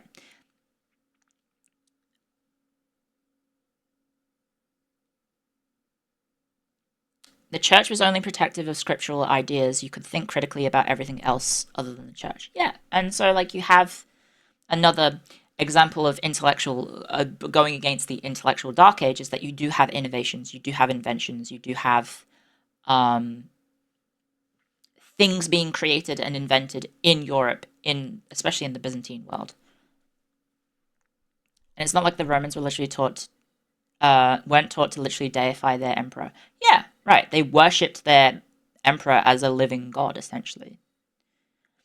Was the education system in this period still able to incentivize investigations and discoveries? If so, how? Um, hmm. I think it was not necessarily like incentivizing, but more like a necessity, right? So, like, for example, especially in warfare, right? You have militaristic advancements in technology because the escalation of conflict demands it, right? You have arms races, you have all these sorts of advancements that result in people needing different weaponry, new weaponry, right? Um, yeah, the church didn't become counter to science until things like evolution eroded the scriptures, and that's like Victorian industrial age times. Yeah, so you have a lot of like education and inventions being, I believe, propagated by the church, right? Um, and like I do have a list of, I think this is from, I don't know if this is appearing on stream. Okay, it's not. So I do have a list of like 30 Byzantine medieval inventions um, that I found on a Reddit post in the Ask Historians section because I was trying to find like a nice sort of list of things that I could mention. I believe it is sourced. I believe it is sourced. But you have things like a lot of militaristic inventions. So you have Greek fire, you have handheld flamethrowers, trebuchets, body armor, advancements in incendiary and corrosive grenades. Um, you have, what is this? The Solinarian, a kind of Byzantine arrow guide. You have the Paramerian, a saber-like weapon. You have inflatable siege ladders. What? That's crazy. You have the invention of the pendentive dome in the Hagia Sophia, which was, I think, in the 1600s. Not 1600s, in the 600s. You have universities being introduced, such as the University of Constantinople, the Byzantine Suda, which is a form of encyclopedia. You have state-run hospitals, separate patient wards, female doctors, social services, orphanages, almhouses. You know, you have all these innovations and developments through, quote unquote, what would be considered the Dark Age, right? It just so happens it's in the Byzantine Empire or the Eastern Roman Empire rather than Western Rome. But that doesn't necessarily mean that you can pay. You can't just like ignore the Byzantine world and say, oh, it was a dark age, because it's just completely disregarding everything else happening in the world, right? You can maybe isolate it to specific issues, but the broad terminology of the dark age of medieval Europe is just completely, and that's why historians don't like it, which is what I'm trying to say. Um, so yeah, hopefully this all makes sense if we don't have any more questions about this. Can it be considered stagnant when compared to previous periods of the Arabic world? So actually, a fun thing about when I was reading into the Dark Ages for this topic, is there is also a counter thought towards the Islamic Golden Age as well, because the Islamic Golden Age didn't actually benefit all of Islam, right? It is a very specific area of the world that benefited from what we would previously consider the Golden Age of Islam, right? And so it's basically the same sort of logic behind why historians don't like the Dark Ages, because it's only specific areas that really have the issue. Say vice versa, people have issues with the terminology of a Golden Age of Islam because it only benefited certain areas of the Islamic world. How much did you miss? We are just about 3.5 hours in, so we're near the end. I only have 4 slides left. But yeah, hopefully that makes sense. Hopefully. Hopefully. Yes, I'm aware the deification was a political propaganda tool rather than a religious system. for the emperors of Rome. The Byzantine Suda is so cursed because of the preserved records are so biased. Hey, well, that's a lot of records. Okay, so looping back to the original terminology of the Dark Age, right?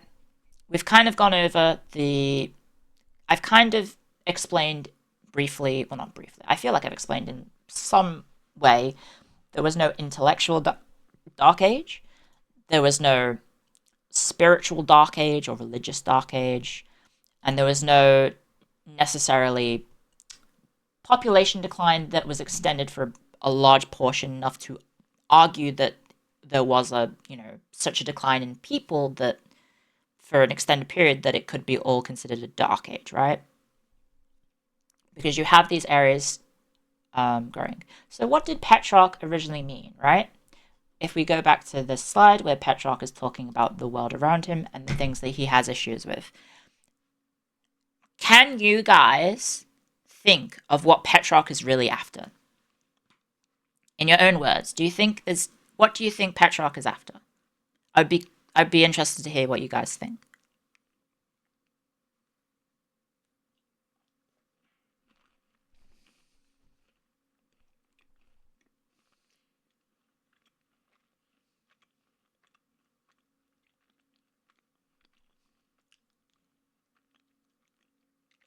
He wanted an Italy that was less of a basket case. Exactly. He wanted Garibaldi. Exactly. You're getting it, guys. You're getting it. He wanted a less fractious Italy. He wanted unity. He wanted unification. He wanted, bam, Italy.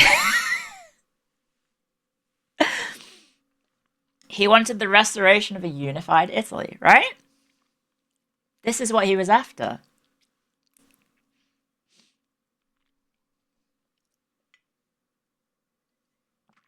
I'm glad you picked up on this. Born 500 years too early. Yeah. This is what Petrarch wanted. He wanted a strong, unified, imperial Italy, essentially, that was able to, restore the olden glory days. This is what he wanted. He wanted some sort of power to provide all the sort of societal needs that he wanted. He wanted a unified Italy that protected the citizens, that protected the people, that protected, the legal system worked, wasn't reliant on corrupt popes, etc., etc., etc. This is what he wanted. He wanted Italy. And so, yeah, he was one of the earliest humanists. So, his work was essentially co-opted for nationalism and Protestantism.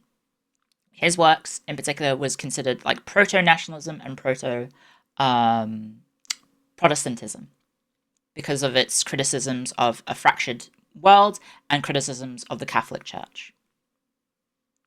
So there you go.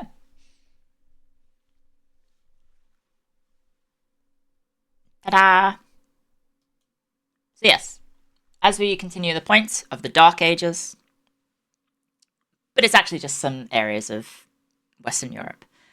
So the concept of a Dark Age, to kind of sum it all up, the discourse of what the Dark Ages affected were almost entirely just British, Italian, French, Iberian regions, right? Pretty much everywhere else in Europe was not in the same sort of Dark Age that they are focusing on, because it's focusing on the areas after the fall of the Roman Empire, mostly.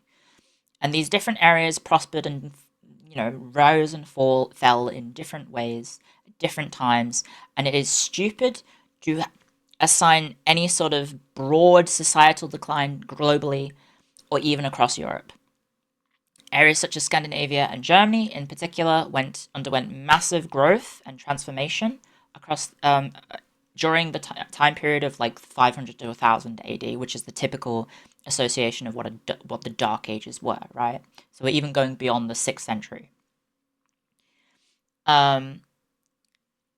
Using the term Dark Ages completely ignores the achievements in the East of the Eastern Roman Empire, the rise of the Islamic world, and its spread of its many innovations.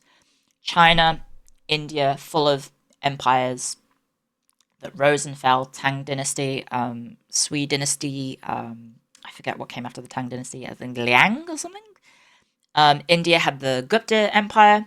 You had all of these, massive powers that rose and fell and replaced by other massive powers that rose and fell. Song Dynasty? Yeah, that sounds about right. I don't know. Chinese history is beyond me.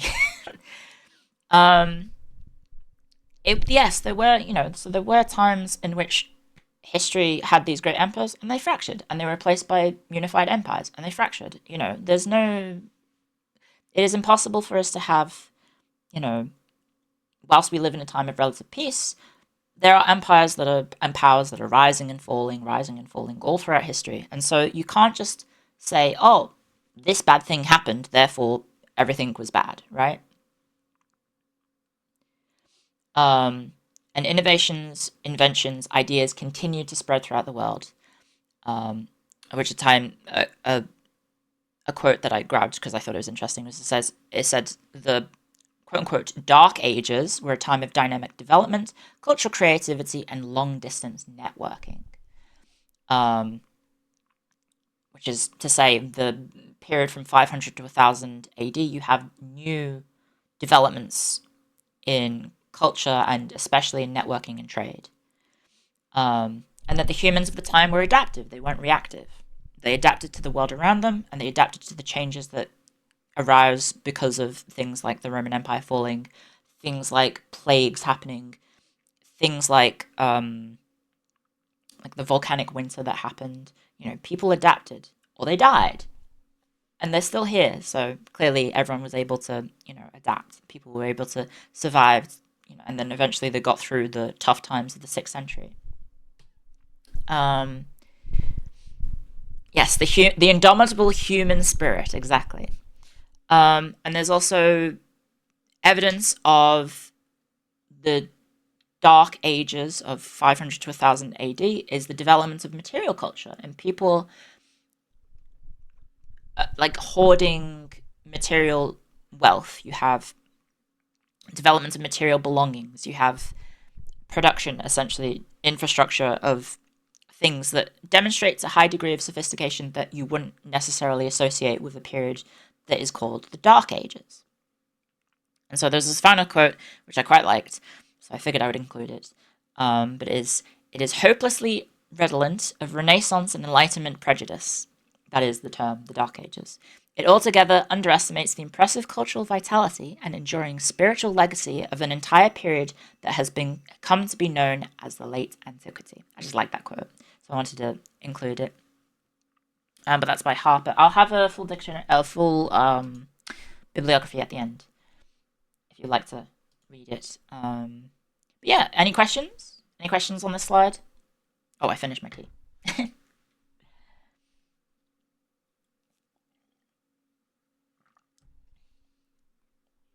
Justinian still got his ass kicked by a comet. Justinian got his ass beat by a lot of things. A plague, for one. His people, for another.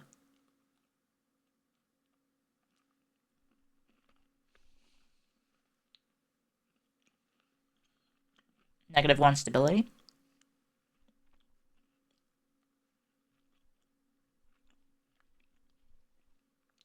Yeah, if there's no questions, I will move on, because we're almost at the end. Would it be correct to refer to this as the English Dark Age? So yeah, so that's, we talked about that earlier, is that the English Dark Age is a more applicable term to refer to a specific area in history in a specific part of the world. The issue that historians have with the term Dark Ages is that it is a broad stroke upon a vast part of the world, aka Western Europe, and for a large period of time, aka 500 or so-ish years. Some people even say 500 to 1000, right?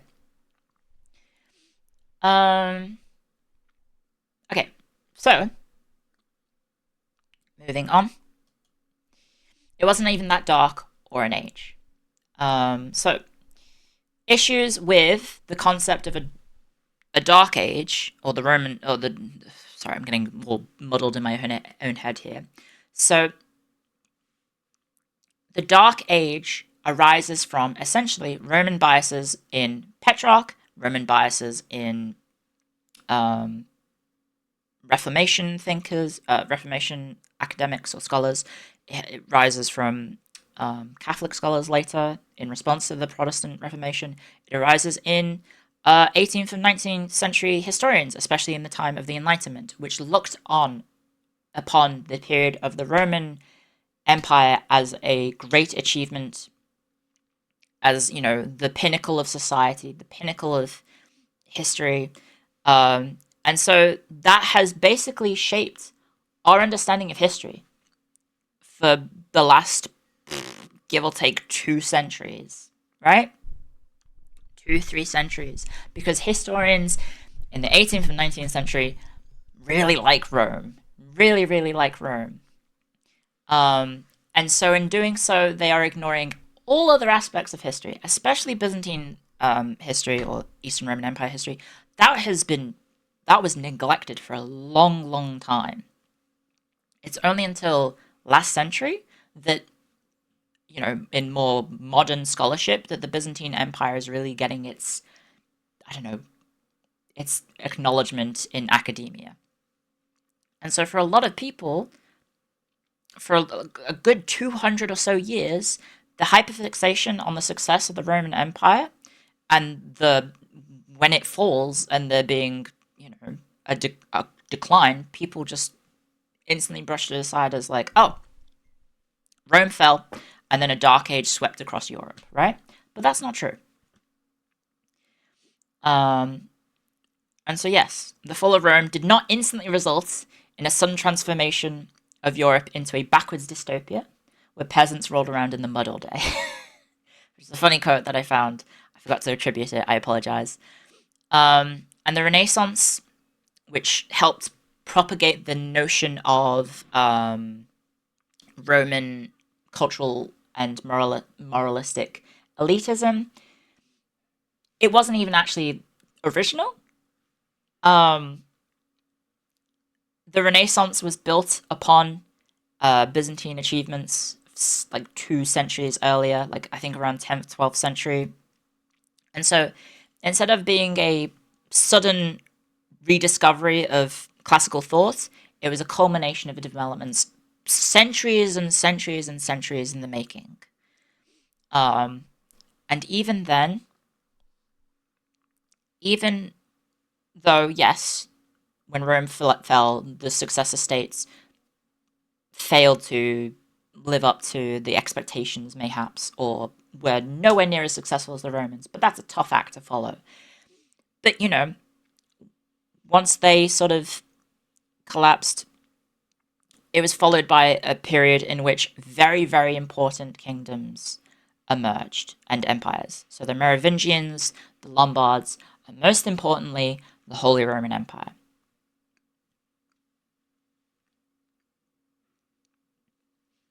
Oh, glasses toggle. Cool.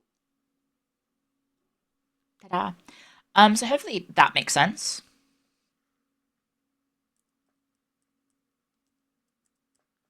Which is neither holy nor Roman. No, no, no. Of course not. But it was so you're talking about like, hey, Romans are super duper influential, except with the notion that, oh, everything after it didn't come close or was anywhere near as important. But no, you did. Like, not even that long after the fall of the Roman Empire, some, you know, less than 500 years, you have things like the Holy Roman Empire emerging, right? That doesn't just poof into existence. It is a continual process of development of history and events, and like these events happen because of what comes before it. There's no sort of, yes, there was a decline in the 6th century in Western Europe, but it wasn't a dark age, which is the point of historians. And so to write off all of 5th to 10th century, or I guess 6th to 11th century history as a dark age is simply irresponsible. So there you go. Any questions? Because guess what, guys? It's reductionist. Yes, exactly. Any questions? Because I know there's a glasses toggle. I put them on. What about the Kingdom of Franks? Exactly, right? Kingdom of Franks were a very important, albeit short-lived kingdom that unified and then fragmented and then eventually resulted in things like the Holy Roman Empire, for example. Why is it called dark? Because it is referring to a lack of moral and cultural stagnation. Or it was a cultural and moral stagnation in comparison to the Roman era or the classical era. Did you cover the Black Death? No, so that's beyond the scope of the lecture today.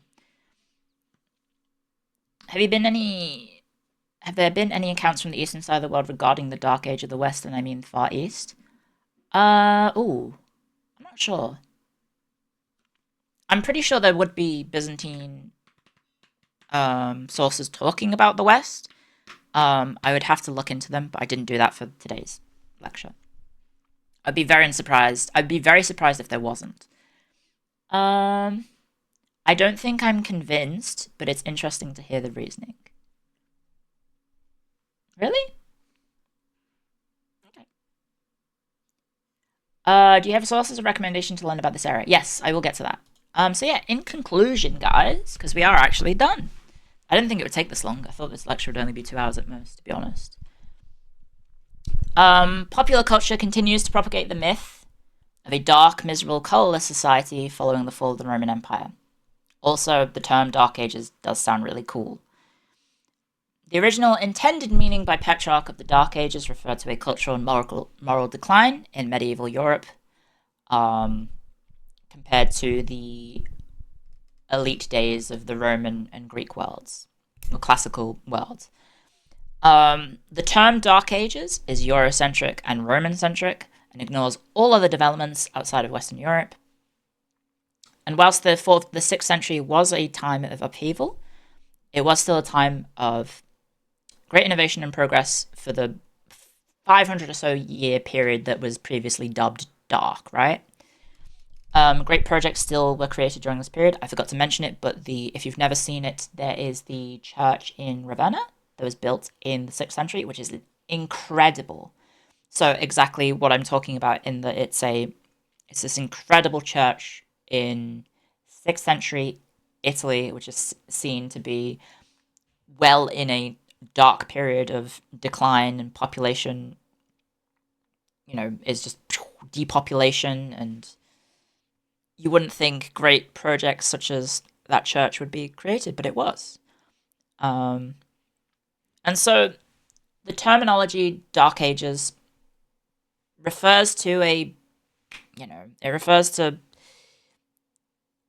reductionist approach to history, a reductionist perspective on history that not necessarily overestimates, but prioritizes the importance of Roman history at the expense of everything else, which is just not true. History still continued. People still continue to live, adapt, develop, thrive in this period. And so to call it a dark age is to be reductive and, just overly simplifying a very complex time in history, because it is a complex time in history. Every time in history is very complex. And you shouldn't simplify history with vastly broad, incredibly broad strokes, 500-year period, Dark Ages, right?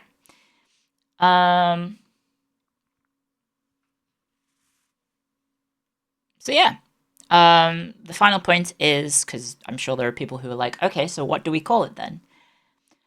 So, historians will always argue on what to call things, especially when it comes to periodization, because people love to argue, especially historians. It's literally their job.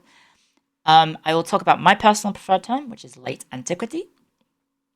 There is also the suggestion of early medieval. But they're kind of interchangeable and they all mean the same thing. The only, one of the main things that people disagree on is when one period ends and one period begins, because different historians, different people put different emphasis on different events, right? But again, when you're putting emphasis on events as like, the Antiquity era ends in the fall of Rome, but like, what about the rest of what would be considered Antiquity, right? That's all the same, right? They still existed past the fall of Rome, right?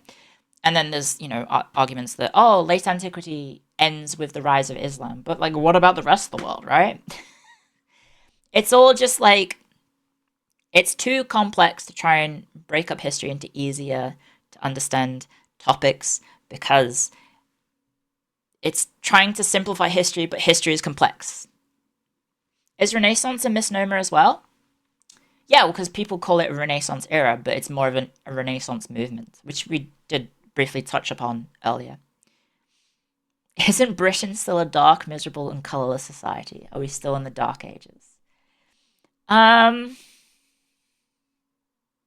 mean, things aren't great there, but hopefully things get better. Yeah, so, like, there is definitely an approach with the Dark Ages to treat it as, like, a post-apocalyptic scenario compared to the Enlightenment of the Roman Empire. But, like, that's just not true. It's just not true.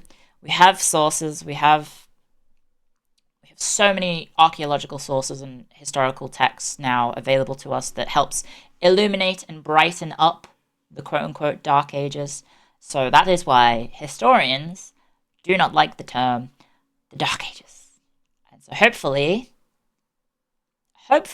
I have maybe not necessarily convinced you, but presented the article in a way that it makes sense as to why people no longer, or historians argue, you shouldn't use the term Dark Ages and should instead use something else.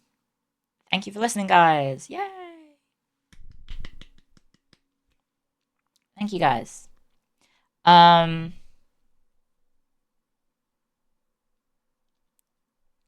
So, I did have one thing that I was going to maybe end on if I was going to be more dramatic, but I don't have exactly dramatic timings, but I was going to play the bit in Little Dark Ages by MGMT.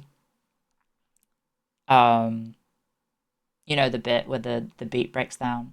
That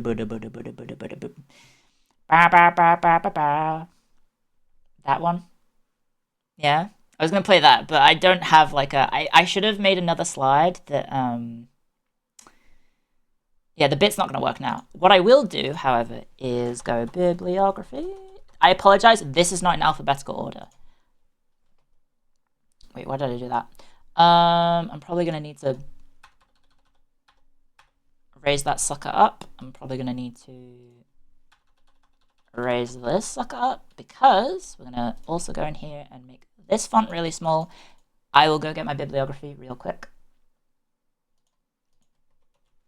I don't know if I got everything. These were just all the notes that I grabbed. I had recorded. There might be some things that I'm missing. I apologize. But here you go. Oh my lord, it's too small because I posted without formatting. A paste without formatting. What? Why is it so small? Yeah, it's a bit long. Oh, it's a bit long. Let me try and figure this out. Where is spacing in the lines? Where is the space? Where is line breaks? Oh, there we go. I didn't have it selected. Single. Really? Are you sure that's not double spacing? Anyway, if you want to read through it, there's quite a few. I apologize. Very simplistic references. Forgive me for being lazy. I didn't do full on Chicago 16. I just put name, date, title. Apologies for the simplifications. But yeah, I'll put a full list in the description of the YouTube video, which will have proper formatting and, well, not proper formatting. It'll be in alphabetical order and be a lot more easier to follow. But yeah, there you go, guys. Thank you for coming to the history lecture. If you would like to ask any questions, now would be a good time.